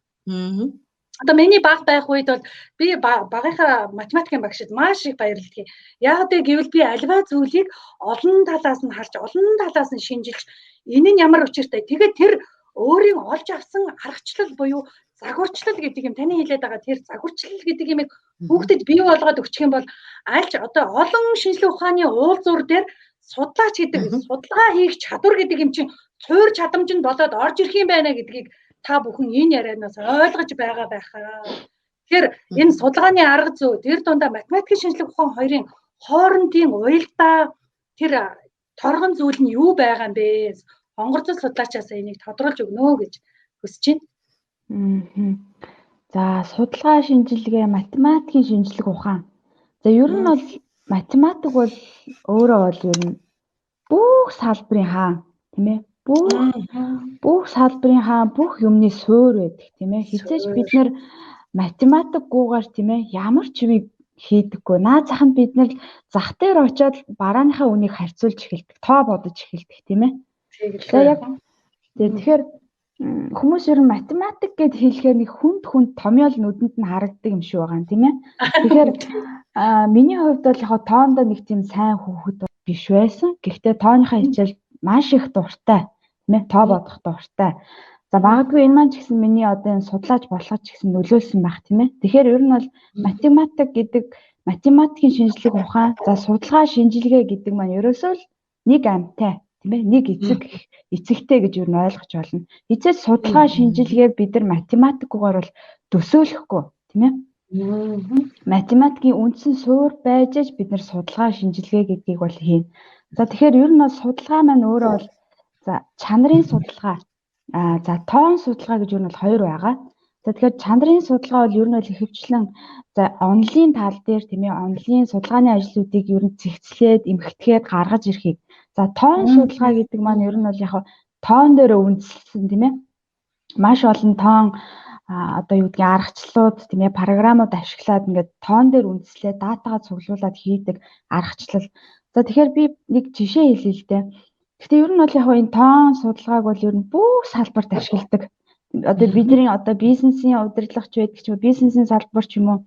За энэ бүх салбар гэж ойлгож бол амгаах ч юм уу тийм ээ, сувилах ч юм уу, боловсролын гэдэг ч юм уу тийм ээ. Бүх салбарт энэ тоон судалгаа бол байж идэг, суурь нь болоод байж идэг. За тэгэхээр нэг жишээ аваад ярихад бол яг нэг юм сонин дээр тийм ээ, Монголын ер нь зарим нэг сонин дээр би бас ингээд уншиж байгаа тардгалтай мэдээллүүдийг харахаар за нэг 20%, 30%, 40% гэх нэг тийм бүхэл тоотой нэг тийм юунууд мэдээллүүд ингээ орсон байж идэг Монголын мэдээллүүдээр. За тэгэхээр ер нь бол ямар ч тоон судалгаан дээр тийм ээ. За ер нь бол бүхэл тоо гарах ямар ч боломж байхгүй. Тийм ээ 20, 30, 40, 50 гэсэн тийм бүхэл тоо ер нь бол гардггүй. Яа тэгэхээр эргээд тэр чинь тооцооллын стандарт алдаа гэж нэг тийм зүйл байж идэг.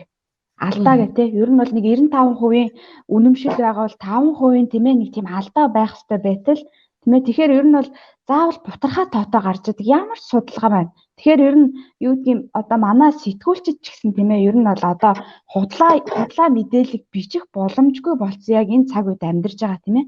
Тэгэхээр сэтгүүлч хүн магадгүй сонин дээр өөрөөр толгоондоо бодож исэн юм ба ингээд 20% нь орлоготой 80% зарлагтай гэдэг ч юм уу тийм иймэрхүү байдлаар оруулна гэдэг бол яг одоогийн энэ нэг түрүүн бид нар ярьсан тийм ээ энэ дижитал ертөнцид бид нар худлаа ярих ямар ч боломжгүй болсон энэ үед бол одоо юу гэдгийг бүхэл тоо гарах боломжгүй болсон тийм ээ. Тэгэхээр одоо юу гэдэг 21% гэдэг ч юм уу тийм ээ 85% гэдэг ч юм уу.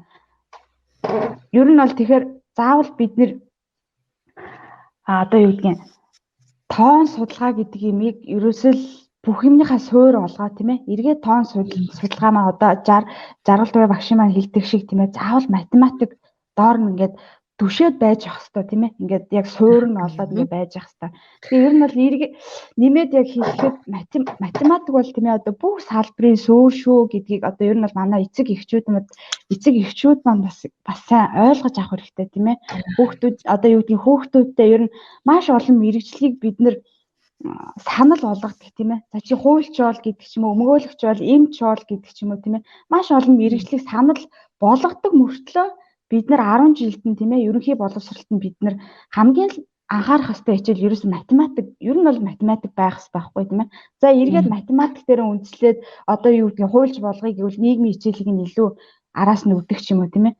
Тэгэхээр тоо бол маш чухал бүх юмний суурь ахгүй юу? Тийм. Маш сайхан гаргаж ирлээ.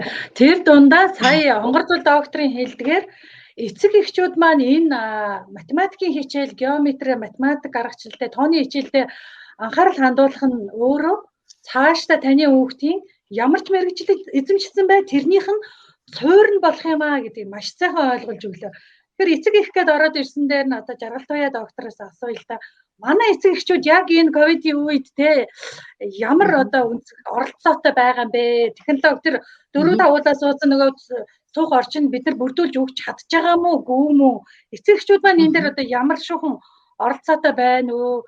Үүрэг нь одоо ямар байх өөрчлөлттэй үүргийн өөрчлөлт нь ямар хэмжээнд ороод явж байгаа вэ гэдэг дээр та багш хүний хувьдаа бас тодруулж хэлж өгнө үү? За цар тахал дуулсан ч одоо технологийн нөлөө бол одоо буурахгүй гэдгийг бол одоо тийм буурахгүй. Сургалт бол одоо холимог хэлбэрээр явагдана гэдэг нь бол одоо бид нар бол одоо бүх эрдэмтэн судлаач нар хэлж шít. Тэгэхээр энэ үед одоо бас тийм багшаас гадна одоо эцэгхийн үүрэг маань одоо их болж байна. Тэ багшийн зүгээс одоо багш нар ч гэсэн тийм бид нар одоо эцэг их суралцагчдад одоо нөлөөлөх нэг асуудал нь одоо сургалтын явцад одоо хүүхдийн ойлгоогүй одоо агуулга сэдвийн хүрээнд одоо эцэгчтэй зориулсан одоо маш ойлгомжтой гарын авлага мэдээ нөгөө өндөр хөгжтэй Финлянд, Япон, Орос зэрэг чинь нөгөө эцэгчүүд зориулсан бүх мэргэжлийн боловсролын те одоо контент болон ном гарын авлагуудыг одоо гаргаад хэлсэн байж шээ. Тэгэхээр энэ дээр бол одоо тийм манай улс ч гэсэнтэй бас яг энэ чиглэл рүү одоо бас чиглэж ажиллах цаг болсон. Мөн эцэг ихтэй одоо их нь одоо багш сургуульд одоо хүүхдэд даатгаад орхидог байсан бол одоо нөгөө эцэгхийн үүрэг болох 3-1 гэсэн одоо үүргээ одоо хүлээх цаг болчихжээ. Тэгэхээр энэ дээрээ бас одоо эцэг их маань одоо бас нэлээд сайн ойлголттой болох хэрэгтэй гэдгийг бол одоо хэлж байгаа. За мөн одоо миний хувьд бол одоо нөгөө одоо 5 оноос хойш л те 10 гаруй жилийн хугацаанд эхлээд яг нөгөө математикийн танхимын сургалтын үед хүүхдүүдийн хувьд одоо бодол тараад одоо ойлгодог, бодолтыг дурайж хийгээд одоо мэдлэгийг одоо бүрэн эзэмшиж чаддаг те хэдий дараа олон цаг удаан хугацааны дараа ч гэсэн нөгөө хүүхдүүд маань мэдлэгээ мартаагүй ойлгосон байдаг. Яг энэ ийм хүүхдүүд бол одоо нэлээд өндөр хувьтай бас үзэгдэж байгаа.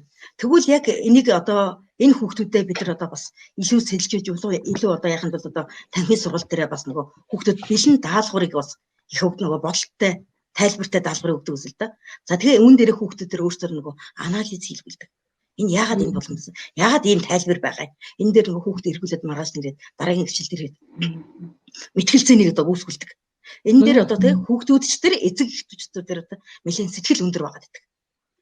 Харин одоо яг сүүлийн 7 жилийн одоо хугацаанд бол одоо яг энэ бодолтой тайлбартай номыг эцэг их суралцагч мэрэгжлийн багш нарт одоо бас зориулж одоо хэвлэж өгснөр энэ эцэг их суралцагчид багш нарын хувьд одоо миний одоо ширээний номыг бол одоо бас гаргаж өгсөн. Энэ бас яг нэг талдаа бас нөгөө цаг үе болсон нөгөө ковидын үеийн одоо нөгөө математикийн боловсролыг тасралтгүй боловсрол олоход судлаачийн үүргээ бас тодорхой хуваар бас биелүүлжтэй тий үнийгээ дагаад одоо яг энэ ковид үед нөгөө эцэг эхчүүд маань хүүхдүүдтэй даалгаврын хэлэхэд одоо хэрэгтэйгээд одоо тухайн номны маань одоо болвол хэрэгцээ нь их болсон. Үнийгээ дагаад нөгөө эцэг эхчүүд маань бас тий одоо их сайхан одоо баярлсан талархснаа их хэлж байгаа нь бас цаг үе болсон одоо шийдэл гэж бас өөрийн хувьд үзэж байгаа. Тэгээд ер нь бол одоо мэдээч эцэг эхийн одоо бид нар одоо нөгөө эцэг эхчүүд маань үүргээ одоо маш сайн биелүүлж байгаа. Үүнд цари яг хөх нөгөө эцэг эх маань нөгөө 10 жил төлсөн үзэжсэн юм аа нөгөө мартсан сансан юмыг нь л одоо бид нар бол одоо нөгөө хүүхдүүдэд одоо ойлгуулах бас тий. За дээр нь өмнө одоо нөгөө эцэг эхчүүд маань нөгөө сургуульд багшид сургуулийн төвд нөгөө хүүхдүүдэд даатгадаг байсан шүү дээ. Одоо сурах чинь манай хүүхдийг сурна гэдгсэн. Тэгвэл одоо энэ үйл явц маань одоо боломжгүй ус учраас эцэг эхчүүд маань одоо нөгөө одоо манай сургалтын төвөөс гаргасан одоо бодолтой тайлбартай номыг бол одоо болж байгаа. Тэрийг харж ойлгоод хүүхдтэй ойлгуулж тайлбарлаж өгөх. Хүүхдүүд ч гэсэн өөрсдөө бие даан тэр номыг бодолтой тайлбарыг харж дахин унших үеэр бол одоо ойлгож мэдээллийг одоо бас бүтээж байгаа нь бол одоо бас нэг одоо миний хувьд улс их орондоо бас оруулж байгаа тий бас нэг тодорхой хувь нэмэр. Ер нь бол одоо мэдээж эрдэмтэй, номтой тий улсдаа их орондоо гэр бүлдээ өөртөө тий итгэлтэй одоо нийгэмд зөв авч явах одоо боломжийг л одоо бид нар эцэгхийн үед одоо хамгийн сайн олгох хэрэгтэй гэдэг. Тийм ч учраас одоо нөгөө хүүхдүүд эцэгхийн үед бол одоо хяналт маш сайн хэрэгтэй байна. Зөв чиглүүлэлт зөвлөгөө нь хэрэгтэй байна тий. Бодит тусалцаа бас одоо хэрэгтэй байна шүү. Тэгэхээр одоо энэ маань одоо хүүхдийн чинь ирээдүйн насан туршийн баталгаа энэ хоолнд болж байна. Энэ хүүхдийн маань ирээдүйд сайн сайхан явах одоо үндэс нь болж шүү гэдгээр дээр л одоо бас тий бас хэлхийг хүсдэг. За тэгэхээр тийм ч учраас одоо бас ерөндөө бол одоо сүүлийн 10 гаруй жилийн хугацаанд бол одоо бас эцэг эхчүүд маань хүүхдүүдийнхээ боловсрол бас анхаардаг болсон. Их болсон одоо хувийн төлбөртэй сургалтын төвийг одоо сургуулийг зорж байгаа хүүхдүүд гэж байна. Бас сургалтын төвүүдийг одоо тий сонирхож байгаа сургалтын төвөөр дамжиж хүүхдүүдэд илүү хөгжүүлэх бас тий одоогийн хүүхдүүд чинь бас нөгөө зэт үеийн хүүхдүүд гэдэг байгаа шүү дээ. Тэгэхээр энэ хүүхдүүдийн бас ирээдүйд бас одоо анхаарч байгаа нь бас эцэг эхчүүдийн хувьд бол маш цаашаалтай. Тэр нь одоо бас нөгөө онлайн сургалтын үеч гэсэн тий эцэг эхчүүдийн дэмжлэг.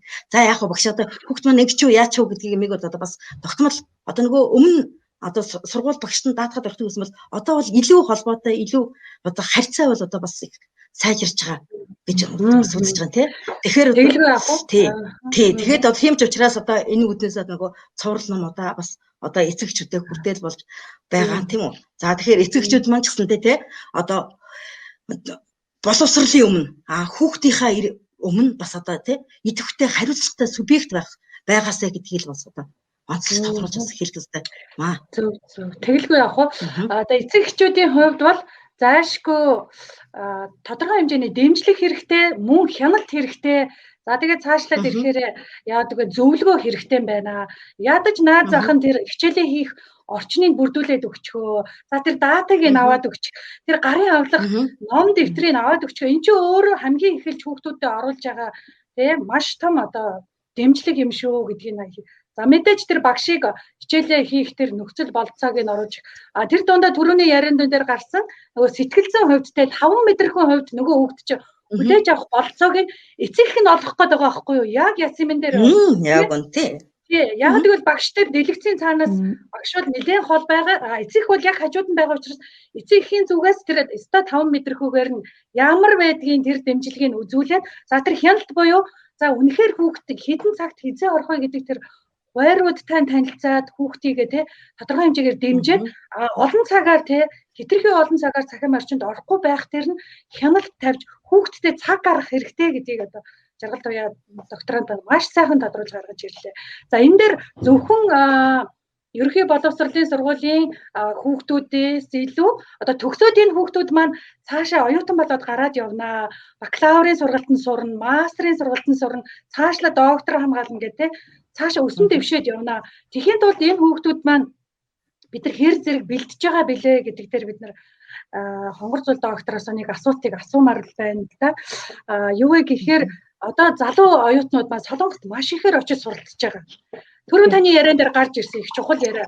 Юу вэ гэхээр бакалаврын оюутан ч гэсэн судлаач, мастрын оюутан ч судлаач.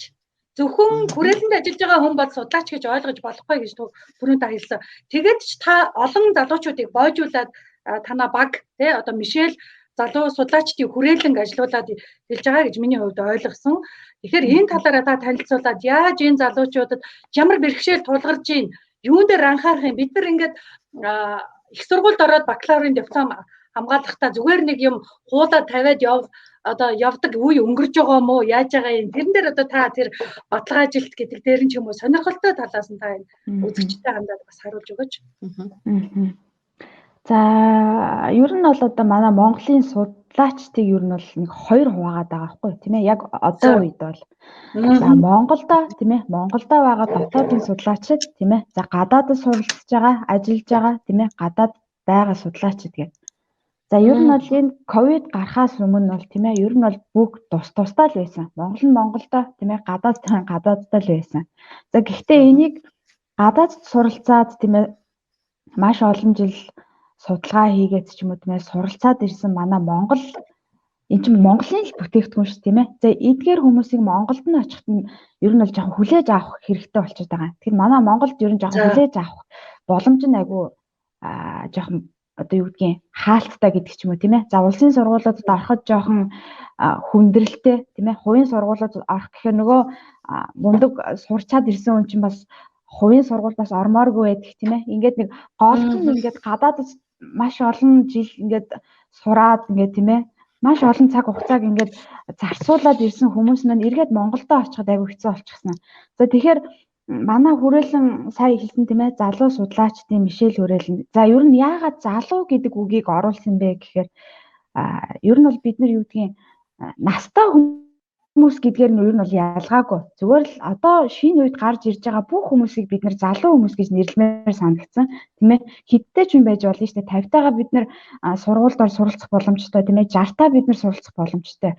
Нэг басна яг одоо шинээр гарч ирж байгаа бүх хүмүүсийг тийм ээ судалгаа хийхээ гарч ирж байгаа магистрийн, докторантын ч юм уу тийм ээ. Багш нарыгаа ч гэсэн тийм ээ. Шинээр гарч ирж байгаа багш нарыгаа ч гэсэн бид нар залуу гэдэг утгаар нь тийм ээ. Залуу судлаачдын ингэж гаргасан. Яг зарим нэг хүмүүс бас андуураад байлээ л дээ. Яагаад залуу хөгшнөөр нь ялгах чаваа гэдэг ч юм уу тийм ээ. За тэгээд эргээд энэ хүрээлэнгээрээ бид нар юу хамгийн голчлож ингэж хийх гэж зориод байгаа юм гэхээр нөгөө гадаадд хаягдсан байгаа судлаач нар их тийм ээ.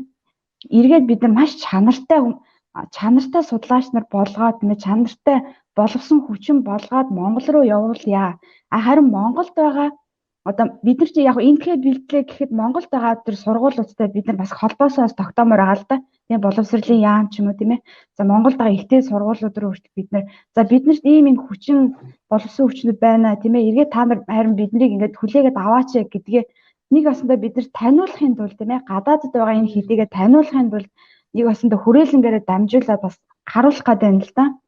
Тэгэхээр ер нь бол яг Монголын судлаачид ч юм уу тийм Монголд байгаа багш нар за гадаадд байгаа бид нар ч юм уу тийм ээ бид нартэй ингээд нийлээд тийм ээ за төсөл дээр хамт төсөл бичиж болж ин бид нар тийм ээ за дэлхийн ямар ч том төслүүдээр бид нар хамтраад ажиллах боломжтой болж ин тийм үү. Тэгэхээр аль нь жоохон ингээд нээлттэй байя тийм ээ монголчууд маань ч гэсэн тийм ээ Монголд байгаа багш нар маань ч гэсэн тийм ээ ер нь маш их нээлттэй болмоор байгаа байхгүй юу. Тэгээ бид нар чинь нэг л газар дээр сүссэн тийм ээ. Нэг л хөрснөөс ургасан моднууд шүү дээ. Тэгэхээр бид нар хоорондоо ингэж эвтэй байж тийм ээ маш их зүйлийг хийх боломжийг одоо ер нь бол бид нар би болохоор энэ ковидыг гарснаар тийм ээ маш их боломжийг биднэрт ингээд нээгээд өгчлөө гэж харж байгаа. Бид нар нэг баснаа бид нар дайсантайгаа тэмцэж шүү дээ тийм ээ. Дайсантайгаа тэмцэж шүү дээ. Тэгэхээр бид нар яг энэ гой боломжийг ашиглаа тийм ээ. Энэ онлайн дижитал энэ юуг ашиглаад бид нар ер нь хамтраад их зүйлийг хийх боломжтой байх. Ер нь гой үе ер нь яг ковид гэдэг маань өөрөө муухай өвчин л тоо. Гэхдээ яг энийг ашиглаад бид нар илүү гоё юмыг бас хамтраад бүтээгээ тийм ээ. Магадгүй би одоо жаргал туяа багштай хамтраад тийм ээ. Би бас маш их ажлыг хийх боломжтой болчихж байгаа байхгүй тийм ээ.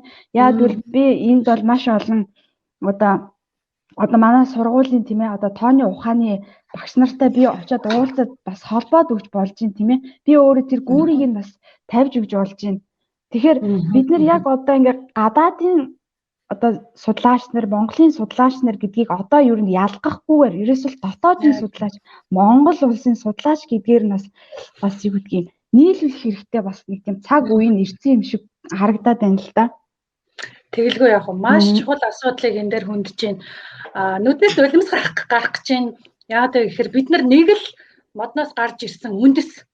Тэгэхээр бид нар тэр нь ийм, энэ нь ийм гэдэг одоо бие биенийг ялгадаг тийм зүйлээ одоо бид нар орхих хэрэгтэй. Яагаад гэвэл бид нар нэг газар төрсөн, нэг уснаас ундаалсан, нэг газараас хөрснөөс дэлбээнүүд шүү дээ. Тэгэхээр бид нар яалтчгүй хамтын ажиллагаа энэ нэвтрүүлгийн зорилгомж тэр энд оролцож байгаа судлаачдын зорилгомж тэр бид нар нэгдээд нийлээд энэ сайхан өөрсдийнхөө үн цэнээрээ нэгдсэн үн цэн гэдэг юмыг гаргаж ирье гэсэн зорилгоор нэвтрүүлэг хийж байгаа. За тэр дундаа манай залуу судлаачдын Мишель Хүрээлэн маш сайхан хүлээж авсан энэ ажлыг маань маш сайхан дэмжиж явж байгаа. Үнэхээр бахархал болсон залуучууд энэ нэвтрүүлгээр орж байгаад одоо залуу гэдгийг та бүхэн залуу хөгшин гэж ойлгож болохгүй. Энэ үед гарч ирж байгаа жаргал туяа доктор, энэ үед гарч ирж байгаа хонгор зүйл доктор, энэ үед гарч ирж байгаа гал удрах доктор, энэ үед гарч ирж байгаа чулуун цэцэг доктор шиг хийгээд бүтээгээд явж байгаа нийгэмдээ түүчээ болж байгаа олон хүмүүсийг нэгтгэхэд жаргал туяа докторийн төрөүний хэлжсэн тэр ямар олон багш нарт ямар их цагийг зарцуулсан юм бэ? Өнөөдөр хүртэл энд цагаа зарцуулна. Судлаач хүний хувьд хамгийн чухал зүйл юу вэ гэж миний хувьд ойлгож байгаа. Би бол боловсролын салбарт орж ирээд удаагүй дөнгөж нэг ганцхан судалгаан дээр ноцтолтоод явж байгаа нөхөр байгаа байхгүй юу? Бараг мөлгөж чиглээгөө. Гэтэл хамгийн чухал зүйл нь цаг хугацааны юм байна. Цаг хугацаатай уралдаж энэ бүхнийг энэ судалгааг хийдэг юм байна гэдгийг ойлгож авч जैन. Тэгээд бүр үнэхээр огшоод бүр хэлээгөө болдохгүй байна. Ямар гоё хамтын ажиллагаа эхэлж байгаа гэдэгт би маш баяртай байна. Манай өмнөх оролцсон хоёр судлаач маань хоорондоо холбогдоод дараагийн төвшөндөө ажиллаа хийх гээд ингээд ярилцаад явж байгаа. Тэгэхээр одоо жаргал туяа доктороосоо бас нэг зүйлийг тодруулъя. Цаашдаа бид нар багш нарыгаа судлаач болгоё тий. Судлаачтайгаа хамтарч ажиллаа гэдэг агуулгыг маш сайн ярьж байна. Тэгэхээр энэ чадварыг одоо багш нарын чадварыг бичүүлэхийн тулд яг юун дээр төвлөрөх хэрэгтэй вэ гэж та харж байна. Танаа дижитал эд сургалтын төв маш олон нийгмийн чиглэлийн ажлууд хийдэг юм байна гэдгийг бид нар бас мэдэж авсан. Нийгмийн тий одоо хүнд нөхцөл амьдарч байгаа хүүхдүүд рүү хүртэл ажлуудыг хийдэг юм байна. Маш олон багш нарыг үндэсний хэмжээнд бэлтгэж байгаа юм байна 21 аймгийн. Тэгэхээр одоо цаашдаа юун дээр төвлөрөх хэрэгтэй юм бэ? Энэ багш нарын чадварыг сайжруулахын тулд таны зүгээс юу гэж харж байгаа вэ? За манайх одоо эхлээд сургалтын төв танилцуулахад эхлээд бол бас мэдээж багшийн асуудал бол байж тээ. Багшаа хөгжүүлэхэд бол мэдээж билетгүй олон ажлуудыг бол хийж байгаа. За үүнийхээ хажуугаар одоо сургалтын төв маань бол одоо гэдэг ер нь юу юм бэ? Сургалтын төв гэж одоо ямар үйл ажиллагаа явуулдаг юм бэ гэдгээр бас хэлж яриагаа эхлэх зүйтэй баг. Мэдээж сургуулийг бас бид нар албан одоо боловсролын эзэмшиж байгаа тийм үү? Тэгэхээр үүний хажуугаар те суралцагчд үүсч байгаа тодорхой асуудлуудыг л одоо сургалтын төвөөр дамжуулж одоо шийдвэрлэж байгаа шүү дээ. Шалтгааннууд яг мэдээж тухайн стандарт ангийнхаа агуулга дээр хоцрогдож байгаа хүүхдүүд орж ирж байна. За мөн ур чадвар нь илэрсэн те бүр цаашид математикт одоо дур сонирхолтой энэгээрээ гүнзгийрлсэн судлах олимпиад уралдаан тэмцээнд одоо оролцох За уралдаан шалгалтаар бэлтгэгдэж одоо цаашаа өөр одоо мундаг сургуулиудад одоо элсэн орох гэсэн одоо ийм сонирхолтой олон хүүхдүүд бол одоо сургуулийн төвөдөд бас хандаж орж ирдэг. За тэгэхээр одоо үүнд хандж байгаа хүүхдүүдийг бид нар яханд бол хамгийн түрүүлээд одоо бид нар хүүхдээ эхлээд онцлох асуудлыг түрүүнд одоо хичээлийн явцад тий одоо онцлох гэдэг юм маань хичээлийн эхэнд зөвхөн хийдэг юм шиг биш юм а хичээлийн явцад тий тодорхой хугацааны дараа бид нар ямар хугацаанд анх одоо гэрээ контракт хийж оржсон тэр үр дүнгийн дараа ч гэсэн бас одоо онцлогоо гэдэг юм бол одоо бас тасралтгүй хийж яадаг. Тиймээс одоо тий одоо сурагчдынхаа одоо хүссэн үйлчлэгийг олгоход эцэгчүүдийнхаа сэтгэл ханамжийг одоо тий пүүл байлгахын тулд бид нар одоо эхлээд хүүхдээ онцлоод за тэгэхээр тухайн хүүхдийн суралцах хэлбэр зан төлөвийн байдлыг нь одоо бас харгалзаж гарааны цэгээ тодорхойлдог. Тэгээд дээр нь одоо бас сургалтынхаа сурах одоо хэлбэрийг сонгож өгөөд хүүхд бүрийн одоо хүүхд бүр тохирсон хөгжлийн хөтөлбөрийг бол боловсруулж ирдэг. За үүнийхээ дараа л одоо тэгээд шууд сургалт маань бол ер нь эхэлдэг те. Тэгээд одоо сургалтынхаа гол нь бид нар бол сургалтын өмнө үр дүнг амладаг учраас тэр үр дүнд хүрэх одоо зорилгоо биелүүлэхэд л одоо бас гол одоо ажиллаа чиглүүлж явдаг. Дээр нь одоо бас сургалтын төвд хандж байгаа сургалтын төвийн үйлчлэгээний хувьд бол одоо манай сургалтын төвд бол одоо онцлог нь одоо нэг анги танхимдах одоо хүүхдийн тоог бол одоо бид нар 8-аас ихгүй байхаар одоо бас барьж ажилладаг. За энэ дээр нь одоо ковидын үед одоо бид нар бас одоо боловсруулалтаа нэг ангид хүүхдийг нөгөө хууль журмаа дагаад одоо 5-аас гэтэргүй хүүхдийн одоо барьж ажиллах тий одоо мөн одоо хүүхдийнхаа төвшөнд нь тохирсон одоо цагийн давтамжийг энэ төр бас ингээд тодорхойлчихдаг бид нар бол олон юм яадаг. За дээр нь бол одоо мэдээж хүүхд тодорхой богинохон хугацаанд үр дүн гарч эхэлдэг. Тэр үр дүнгийн дараа яадаг вөхөр хүүхд эхлээд мэдээж бол анги хамт болсон дотор цойлж эхэлдэг шүү. За тэгээд дээр нь ганцхан математик биш байхгүй юу? Нөгөө бусад хичээлүүдийг ойлгох нөгөө юм дадал чадвар бол бас хүүхдэд бас эзэмшиж шүү. За тэгэл дээр нь бол одоо бусад олимпиад уралдаан тэмцээн одоо гаргаж байгаа амжилт юмныг бол бас давхар манай фейж бацнаас бол одоо хүүхдүүдийн амжилтыг бол харж болно. Тэгээд бид нар бас одоо дижитал физ гэдэг нэрээрээ байдаг. Тэгэхээр одоо бид нар бол одоо бас яг гоо ерөндөө бол одоо мэдээж бид нар төлбөр төлөөд одоо хүүхд одоо өөрөө хөгжих боломжийг яаж байгаа учраас мэдээж тухайн хүүхд одоо өөр нэг сургуульд харьяалтай явж байгаа тийм. Тэгэхээр бол бид нар бол одоо бас одоо заавал тухайн хүүхдийн амжилт одоо сургуулийн нэр үгээр явдаг. За тэгэхээр дээр нь бол одоо бас хэлэхэд бид нар хүүхдүүдийнхээ одоо багш нартай бол одоо мэлээдгүй болон бас одоо сургалтуудыг бол одоо бас одоо багш нарын шинжилэн судлах арга гэдгээр бол одоо зохион байгуулж явж байгаа. За тэгээд одоо ер нь бол одоо математик гэдэг чинь зөвхөн бодоо суудаг шинжилгээ ухаан биш юм аа. Хүүхдүүд бол одоо маш олон чадрууд илэрдэгэ тий өөрөө өөрсдөө хүүхдүүд маань маш олон уралж санаагаар уран бодолтууд хийдэг шүү дээ. Нөгөө бодолт шийдэл имийг одоо хүүхд өөрөөсөө би ингэж бодсон гэдэг хүүхдэд тий багштай хилэн далангуй болж байна тий өөрийнхөө илэрхийлэх чадвар мөн үгийн баялаг одоо бас сайжирдаг. Дээр нь бол одоо миний онцлог гэвэл одоо яг хүүхдүүдийг бол маш сайн урамшуулдаг. Хүүхэд бүтэн үйл хийгээгүй ч гэсэн нэг үйлчлэгийг өөрийн бие дагаад хийж чадчихвал тэр болгон дээр одоо урамшуулж идэг. За тийм ч учраас одоо манай сургалтын төвийн одоо суралцдаг хүүхдүүд ирээдүйн олон мундаг одоо сайт докторууд математикийн төрнө гэдэг өөрсөндөө их мундаг итгэлтэй хүүхдүүд явдаг. Одоо өөрсдөө тэгж тодорхойлдог тий одоо тийм хүүхдүүд байдаг.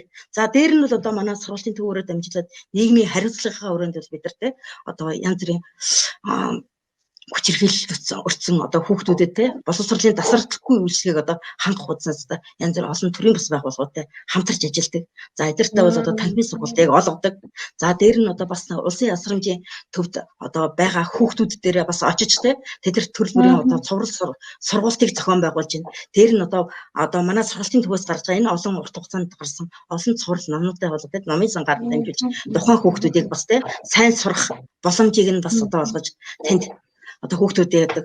За дээр нь одоо бас яг энэ гэр бүл одоо залуучуудын хүүхд залуучуудын газрын одоо мэргэжилтэнхүүтэй хамтарч те одоо хүүхдийн ясрамжийн газрын төрийн бас байгууллагуудын одоо удирдах ажилтан багш нарт одоо бас сургалтуудыг бол одоо ингээд зохион байгуулалт гэх мэтчлэн одоо бас олон ажлууд хийдэг. Мэдээж энэ ажлаа бид нар үргэлжлүүлээд цаашлаад одоо тасралтгүй хийгээд явна гэдэг юм гэдэг. Тэгэл дээр нь багш нартай бол одоо За яа.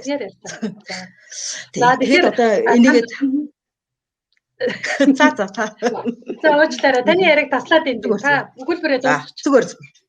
Тэгэхээр одоо мэдээж энд одоо түүхжүүлэгч мэдээж одоо өнөөдөр би энд илэрхийлж байгаа боловч яг ийм үйл ажиллагаа одоо тий сайн үлсэн хийдэг олон мундаг хүмүүс байдаг. Эднийхээ бас төлөөлөлөд бас тий тэр олон хүүхдүүдэд бас тусалцаа үзүүлэх одоо бас сэтгэлийн гараа сунгаж тэднийхээ бас боловсролд анхаарч өөрөөсөө мэрэгжлийн зүгээс одоо бас хийж явдаг хүмүүсийн одоо нэгээ тэгэхээр бас эдгээр маань ч гэсэндээ бас энэ нэвтрүүлгээр дамжуулаад бас сонсож байгаа, үзэж байгаа. Дээр нь бас яг энэ нөхцөлд орж ирсэн хүнд нөхцөлд орж ирчихэд тэр хамгаалах байранд байж байгаа хүүхд хүртэл надаар дамжиж олимпиад уралдаанд энэ амжилт гаргаж ирсэн бас сайхан хүүхдүүд бас бий.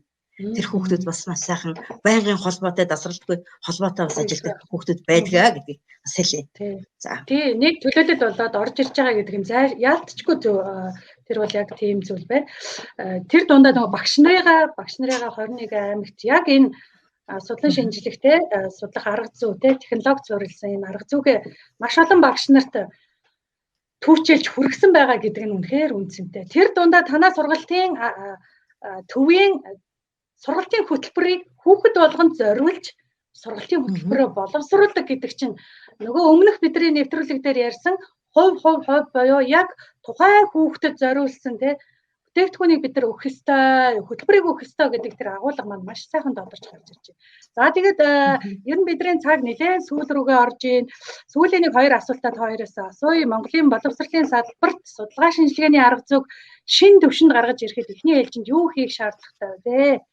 Хонгор зул доктороос энэ асуултыг асууя. За би манайхаа эхлээд уучлаарай. Би нөгөө компьютероос ороогүй утаснаас орсон ч утасны батарейд яг дуусгаад унтчихсан. Тийм тэгээ сайн залгачлаа арай. Залгаад одоо утаа барьж суугасаар аргагүй болчихлоо. За баярлалаа.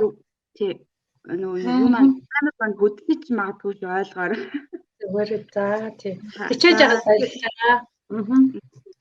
За тэгээ ер нь Монголын боловсролын салбарт тийм ээ. За судалгаа шинжилгээний чанарыг дээшлүүлэхэд бол судлаачд болон багш нарын тийм ээ судалгааны ажил дээр ер нь бол цензур тавих шаардлагатай. Бид ер нь миний хувьд бол тэгж боддог тийм ээ. Мэдээж би яг өнөөдөр бол яг өөрийнхөө зүгээс л ярих учраас тийм ээ.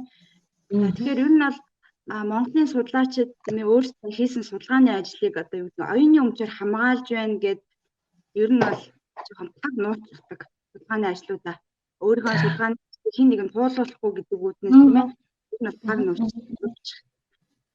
За тэгэхээр ер нь бол судлаачдын хийсэн энэ судалгааны ажлаа одоо юу гэдэг нууцлахлаар тийм ээ тэр олон цаг заваа гаргасан олон жилийг зарцуулсан тийм ээ бүтээл маань игээд олон нийтэд хүрэхгүй бол зүгээр л нэг зүгээр нэг хатуу хавцтай нэг бүтээл болоод үлддэг. Энэ тентхийн одоо юу гэдгийг бүрэлдэхүүн файл болоод үлддэг. Тэрийг хинч ашигладгүй.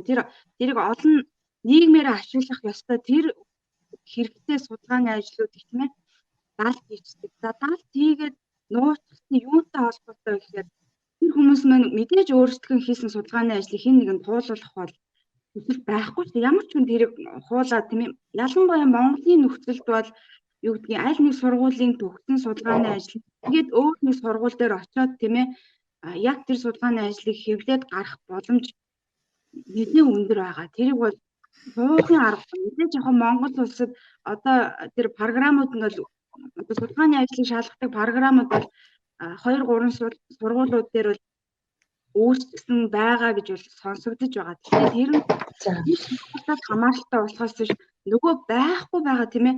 Тэр одоо юу гэдэг судалгааны ажлыг шалгадаг програм байхгүй байгаа сургуулиудад бол хамаарахгүй байхгүй. Тэгэхээр эргээд нөгөө нэг байхгүй байгаа сургуулиудын одоо юу гэдгийг оюутнууд ч юм уу тийм ээ магистр докторантууд маань бас л нөгөө нэг өөр сургуулиудаас хуулаад тийм ээ төгсөх боломжийг бол Монгол улсын одоо юу гэдгийг ихтэй сургуулиуд өөрсдөө боломжийг нь олгоод байгаа байхгүй. Тэгэхээр эндээс юу үсээд байна гэхээр ямар ч чанаргүй судалгааны ажлууд их болж байгаа гэсэн үг байхгүй юу? Тийм ээ. Нэгнээс хуваалцсан байгаа судалгааны ажлыг хэдий чанартай судалгааны ажил гэж хэлж ер нь болохгүй шүү дээ. Уулзсан юм бид нар хэлэхгүй шүү дээ. Тэгэхээр энэ хэрүүнд биднэрт юу хийх шаардлагатай вэ гэхээр жишээгээр ярихад бол яг Солонгос улсад бол одоо тэр судалгааны ажлыг шалгадаг програм гэж бол бий. За энэ програм болохоор юу вэ гэхээр бидний бичсэн судалгааны ажлыг тийм ээ. За энэ програмд хийгээд тийм ээ. За эргүүлье гэж яриа тийм ээ. За эргүүлэхэд За юу гэдэг нь таны бичсэн судалгааны ажил чинь өөр хүнийхээс тийм ээ хуулсан одоо хэд гэдгийг нэг 25%, 26% гэдэг юм те. Өөр их хуулсан байх юм шууд гаргаад ирнэ. За таны над судалгааны ажил чинь 40% хүнийхээс хуулсан байна. За тэгэхээр ер нь бол тэр програмаар шалгаад бид нар бол гаргаж ирдэг. За тэгэнгүүт эргээд Солонгосын бүх ихтэй сургуулиуд хувийн ч бай тийм ээ улсынх ч бүх сургуулиуд юу шаарддаг гэхээр за магистрийн оюутнууд докторантын оюутнууд болохоор за тэр програмд эргүүлээд тэр хэдэн хувь гарсан бичгээ үг гэж хэлдэг. Тэгэхээр бид нар ямар ч хүний юмнаас хуулах боломжгүй болгочихж байгаа Солонгост. Яг бид бичиг шаарддаг учраас хүний ямиг хуулсан ч гэсэн бид нар яг эргээд тэрийг цацгах ч юм уу тийм ээ. Ямар нэгэн засвар оруулж ээж бид нэр өөрийн болгосон өөрийн гэсэн судалгааныхаа ажлыг гаргаж ээж бид нэр эргээд сургуультай төгсөх боломжоо авдаг. За тэгээ мөн адил заавал сургууль гэхгүйгээр тийм ээ. За одоо хүрээлэнгүүд тийм ээ хүрээлэнгүүд за нөгөө нэг сэтгүүлүүд гэж ярьдаг тийм ээ. За сэтгүүлүүд ч гэсэн яаж болох олон улсын сэтгүүлч бай тийм ээ. Ер нь Солонгосын өөрсдийн сэтгүүлч заавал тэр програмд эргүүлсэн бичгээ бидрэлөө явуул тэгжээж бид нар таны одоо судалгааны ажлыг сэтгүүлдээ одоо хэвлэж гаргана гэж үздэг. Тэгэхээр энэ өөрөө судлаачдынхаа тийм ээ судалгааны ажлыг ерөөсөө 100% хамгаалчихж байгаа. Яагад бол хуулах ямар ч боломжгүй учраас 100% хамгаалan эргээд бид нэр тэр судалгааны ажлыг маш олон нийтэд харуулах боломжтой болж байгаа байхгүй. Тэгэхээр миний бичсэн судалгааны ажлыг магадгүй би бизнесийн чиглэлээр бичсэн бол одоо юу гэдгийг жижиг дунд үйлдвэрийн нэг захирал миний судалгааны ажлыг уншаад тийм ээ яг миний судалгааны ажил дээр үндэслээд одоо юу гэдгийг өөрхөн одоо тэр аж ахуйн нэгжийг бас босгоод ирэх боломжтой болчихж байгаа тийм ээ. Одоо Монголын одоо юу гэдгийг профессионал судлаач нар одоо юу гэдэг оюуны өмчийг хамгаалж ингээд өөрийнхөө юмыг биш тийм ээ. Бид нар ерөөс энэ програм энэ дотоодтой энэ нэг судалгааны ажлыг шалгадаг энэ програмыг хамгийн нэгдүгээрт оруулах хэрэгтэй тийм ээ. Нэгдүгээр оруулах хэрэгтэй. Эргээд бид нар энэ програмыг оруулсны дараа Монголын ихтэй сургуулиуд юу гэдгийг тэрийг шаарддаг болох хэрэгтэй. Та нар энэ судалгааны ажлыг энэ програмд хийгээд бичгээ аваад ир. За магадгүй хуулаа би манай сургууль таныг магистр цолыг чинь үгүй тийм ээ. За докторантын чинь цолыг үгүй гэдэг юм.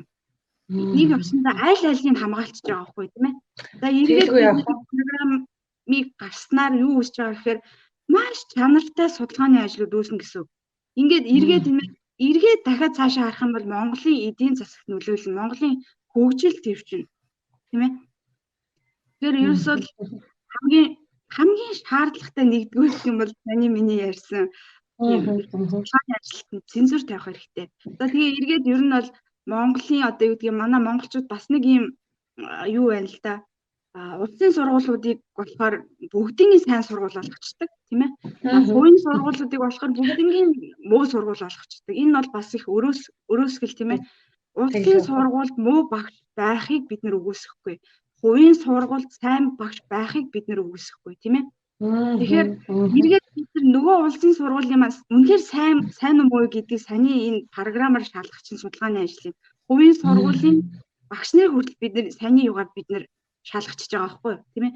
Тэгэхээр яг одоогийн Монголын нийгэмд сайн сургууль, муу сургууль гэж ярих шаардлагагүй. Зүгээр л муу багш байхаас биш тийм ээ. Муу сургууль гэж тий. Маш сайхан шийдэл хонгорцол доктор маань хэлж ийн л да. Сонсогдож байна уу? Миний яриа сонсогдож байна уу? За. Энэ бол заашгүй шийдэх ёстой асуудал. Тэр дундаа Монголд бол энэ асар их байгаа. Юу вэ гэхээр энэ чинь судалгааны ажил бол тэр хүний цаг хугацаагаа зарцуулсан зүйл оюуны өмч мөн. Тэгвэл тэрийг яаж цааш нь одоо тий илүү үн цэнжүүлэх нэг талдаа. Нөгөө талд нь юу вэ гэхээр тэр хувийн сургууль, улсын сургууль гэж бид нар маш их ялгадаг тий. Дандаа бүх юмыг хоёр тал болгодог, талцуулдаг. Нэг нь зөв гэж туйлширна, эсвэл нэг нь буруу гэж туйлширна. Гэтэл үгүй ээ, энийгээ зүгээр л стандартчуулаад ранклаад өгөөч энийгээ тий. Тэр програмуудын бүх сургуулиудаа оруулаач. Тэгвэл энэ судалгаа хийж байгаа судлаач нарын чинь залуу хөгшин тэр юу байдгийг тий олон жил судалсан, богино жил судалсан ч гэдэг юм уу. Нэг тийм тий ерөнхий нэг тийм хуваагдал гэдэг юм чи байхгүй болох нэ. Тэгээ тэр судалсан судалгаа хэдэд үн цэнтэй болох вэ гэхээр дарж суугаад цаас болгох юм уу? Нөгөөдгөө олон хүнд хүртээмжтэй нийтэд хүргээд илүү олон хүн хэрэглүүлж, илүү олон хүн тэр судалгааны ажлыг мэдснээрээ манай яг Жаргал Туяа багш шиг тий за хонгор зул доктор шиг ингээд олон хүнийг тэр өөрийнхөө үнцэнд нэгтгэх боломжийг яахаа гэхээр олгож шүү дээ тий. Тэр эхний ээлжинд бид нар бол наад чинь бол одоо энэ шийдвэр гаргах төвчний хүмүүс одоо тий хувийн болон улсын сургуулийн тий одоо удирдах төвшөнд ажиллаж байгаа хүмүүс энд анхаарлаа хандуулаарай. Би бас сонсч л байсан. Тийм ч олон газар яг энэ дипломын ажлыг тий дипломын ажлаа үнэхээр нуудаг. Одоо энэ авчих үе гэдэл тийм байдал гараад байгаа учраас нуухаас өөр аргагүй нөгөө талдаа тийм ээ. Тэгэхээр энийг одоо цэгцлэх одоо эренбэлэхтэй тэр боломж нь ийм зүйл одоо тэр технологи гэдэг бидний өнөөдөр яриад байгаа тэр технологи гэдэг зүйл чинь байна. Маш сайхан санал гаргаж ирлээ хонгор зул доктор маань. За тэгээд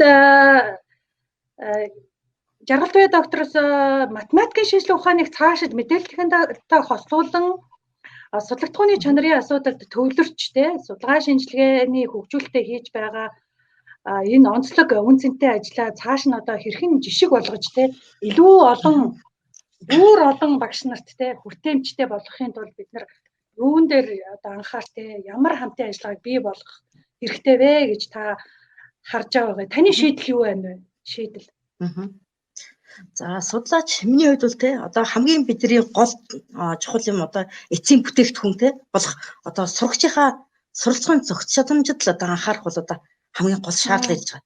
Тэг яг энэ үед тийм үү. Тэгэхээр бид нар одоо яг энэ үед математикс одоо сургалтад нь одоо миний одоо докторийн дипломын ажил болох хийж байгаа судалгааны ажил болох одоо шинжилэн судлах арга зүй гэдгийг л одоо өдөр тутмын хичээлдээд одоо орж байгаа агуулга бүртээ одоо бас хэрэгжүүлж одоо хэрэглээ болгох л одоо бас одоо зорж ажиллаж байгаа. Үүнийхээ хүрээнд одоо нөгөө мэрэгжлийн багш нарт байгаа одоо бусад одоо оюутан судлаач хүүхдүүдтэйгээ бас одоо хамтарч ажиллаж байгаа мөн энэ сургалтын арга зүйн санааг одоо түгээн дэлгэрүүлэх одоо бас цуврал ном одоо контентуудыг бас фэйсбુક болон одоо номоор манай энэ төвөөс гарч байгаа яг энэ digital kids математик гэдэг номмаа ч гэсэн яг энэ шинжилэн судлах арга зүй гэдэг аргаараа одоо яг хүүхдэд өөрөө бие даан суралцах эцэг эх ч гэсэн тэрнээс хараад одоо хүүхдэд одоо ойлгуулах бүрэн боломжийг нь одоо бас олгосол одоо ном гаргаж ирсэн.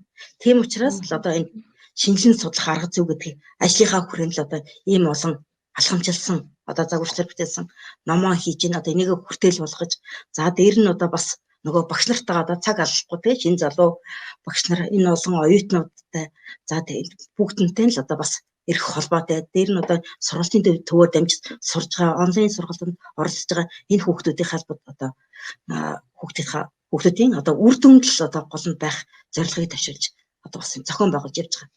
За тэгмэн одоо бас одоо арга зүйн гол санааг нь л одоо харуулсан хөгжүүлэлт одоо видео контентыг л одоо бас одоо хийж үзүүлэх юмсан гэж одоо зураг хэлбэрээрчсэн үзүүлээд явчихсан гэдгийг бол одоо бас зорилгоо ойлгож ажиллаж байгаа. Тэгэхээр одоо хүүхдийн хөгжлийн одоо яг зохиц арга зүй яг энэ математикийн хичээл одоо зөвхөн боддог биш ээ гэдэг бүр хэлээд байгаа шүү дээ. Тэгээ харуулсан багш нартаа шийдэл өгөхөөр одоо гол нь одоо яг энэ шийдлэр одоо хамтарч ажиллах одоо бас саналтай. Тэгэхээр математик гэдэг маань ерөөсө дугаа суугаад бодоо суудаг субъект биш юм аа. Энд чинь бол одоо математик сургалт маань амьгүй объект биш, идэвхтэй субъект байх ёстой гэдэг зарчмыг одоо өөрөө одоо яг хэрэгжүүлж энийг хамт багш нартайгаа түгээн дэлгэрүүлж байгаагийн хувьд л одоо бас энэ шийдлэл одоо бас хэлхийг зорж явдаг. гэж За ста сайхан хариллаа. Идэвхтэй субъект математикийн шинжилгээ ухаан бол өөрөө идэвхтэй субъект тэр дундаа маш олон судалгааны бүтээлүүд гаргаж ирсэн. Жаргал Туяа докторийн хувьд бол олон багшийг бэлтгэсэн байна. Энэ дэр сонирхож байгаа багш нар яг энэ шинжилгээ судлах арга зүй гэдгийг интеграцчлах боломж байна. Өөрийнхөө хичээл дээр интеграцчлах тэр дундаа мэдээлэл технологи математикийн шинжилгээ ухаантай ингээд одоо интеграцчлах боломж асар их байгаа гэдгийг батлаад гаргаж ирээд хэрэгжүүлээд одоо таны хэлдгээр Жаргал Туяа багшийн өмнөх бидний хэд хэдэн ярилцлаган дээр бид нар бэлтгэл ажил дээр таны нэг үг надад маш их таалагдсан. Юу гэхээр би салааныхаа завсраар нэг ч хүүхдийг урсгадаггүй гэдэг үг чинь надад үнэхээр их таалагдсан. Юу вэ гэхээр бид нар хүүхдэд ялгахгүйгээр гарааны нөхцөлийг ижил олгох. Тэгээ тэр 40 50 хүүхдэд би бол монгол багш нараар үнэхээр бахархдаг. Яг гэвэл 4-5 хүүхдэд ажиллах 40-50 хүүхдэд ажиллах хоёр бол газар тэнгэр шиг ялгаатай. Гэхдээ тэр хүүхдийг дундор талаан завсраараа урсахгүй байна гэдэг бол энэ ямар супер юм бэ л гэж одоо хэлэхээр байгаа байхгүй. Тэгэхээр таны энэ арга зүйг олон багш нараа хэрэгжүүлж хамтраасай гэж бидний одоо нэвтрүүлгийг бэлтгэж байгаа залуучуудын зүгээс тэгж хүсэж байна. За тэгээ хэдүүлээ үзэгчд маань нэлээд их асуулт асуусан байна. За сүүлийн асуултан дээр хоёр судлаачаас за асууя. Бидэнд цаашид одоо дэлхийн хэмжээний судалгааны ажлууд те R&D төсөл хэрэгжүүлэхэд тэр дундаа хонгор судлаачийн хувьд бол арт маркетинг гэдэг сэдвээр докторийн зэрэгээ хамгаалсан байгаа тийм ээ. Тэгэхээр бидний яриад байгаа нөгөө брендинг, контент гэлтэй маш их одоо сүүлийн үед маш их ярьж байгаа тийм ээ. Тэр зүйлийг чинь одоо утгаар нь судлаад гаргаад ирчихсэн ийм хүн байгаа. Яагаад заавал бизнесийн менежментийн доктор хүнийг одоо математикийн шинжилгээ ухааны судлаачтай хослуулж оруулсан бэ гэдгийн гол зүйл нь юу гэхээр бид нар хүүхдүүдэд антрепренер сэтгэлгээтэй хүүхдүүд болгон хөгжүүлэх хэрэгтэй. Энийг энэ хүмүүс хийгээд явж байна гэдгийг энэ нэвтрүүлгээрээ та бүхэндээ ойлгуулахыг зорьсон юм аа. Тэгэхээр бид нар дэлхийн хэмжээний одоо маш ковид бидэнд нэг талдаа давуу талыг олголоо. Нөгөө талдаа бид нар асар их зүйлийг хийж бүтээх тэр боломжийг олголоо гэдэг үнцгээс бид нар харж байгаа учраас дэлхийн хэмжээний төсөл хөтөлбөрийг хэрэгжүүлэх одоо боломж бололцоо бидэнд хэр байна вэ гэдэг асуултыг та хоёрынхаа дунд нээлттэй орхиё. За тэгвэл би яг цаг маань нэлээд явцсан байгаа. Тий. За тийм. Хариулъя гэж бодсон. Энэ бол Монголын судлаачид тийм ээ. За ер нь гадаадын одоо юу гэдгийг том төслөөр бол ажиллах боломж бол ер нь бол 100% нээлттэй байна. За урд нь бид нар нэг жижиг тийм ээ сонх байхгүй нэг хаалгатай жижиг өрөөнд амьдардаг байсан. За энэ хаалгаар ер нь бол боломжтой айлын хүмүүсийн хаалгаар гарч явдаг байсан. Тэгэхээр нэг баснаа бид нар ямар ч сонхгүй нэг байшин бүгд амьдардаг байсан бол одоо бид нар тэр жижиг байшин сонх буюу Windows гэдэг зүйл үүссэн тийм ээ. Windows гэдэг нь эргээд бид нар бүх одоо юу гэдэг Монголын бүх орон нутгаас бид нар энэ интернет гэдэг зүйл тийм ээ. Энэ сонх гэдэг зүйл биднэрт үүссэн. Тэгэхээр бид нар ерөөсөө Монгол дотроос тийм ээ Монголоос бид нар урд нь хаалгаар гардаг байсан бол одоо бид нар ерөөсөө гэртээ тийм ээ гэртээ нэг компьютер тавиад энэ Windows гэдэг байгаа сонхороо бид нар бүх юмыг хардаг болсон тийм ээ. Бид нар гэрээсээ сууж байгаа л хажуухан байгаа энэ хэдийн тухай мэдээллийг харч чинь тийм ээ. Тэгээ орслоо бид нар шаагаад харч чинь. Тэгэхээр ерөөсөө бид нар тийм дэлхийн том төслүүд дээр хамтарч ажиллах боломж бол зүгээр л нээлттэй. Харин эргээд тэр боломжийг нээлттэй байгаа боломжийг хэн ашиглах ёстой вэ гэхээр Монголд байгаа тийм ээ. За нөгөө нэг бэлдсэн байх ёстой судлаач нар байна. Тэгэхээр бид нар одоо юу бэлдэх ёстой вэ гэхээр нөгөө судлаач нарыг бэлдэх ёстой байхгүй тийм ээ. Бэлэн байж авах ёстой.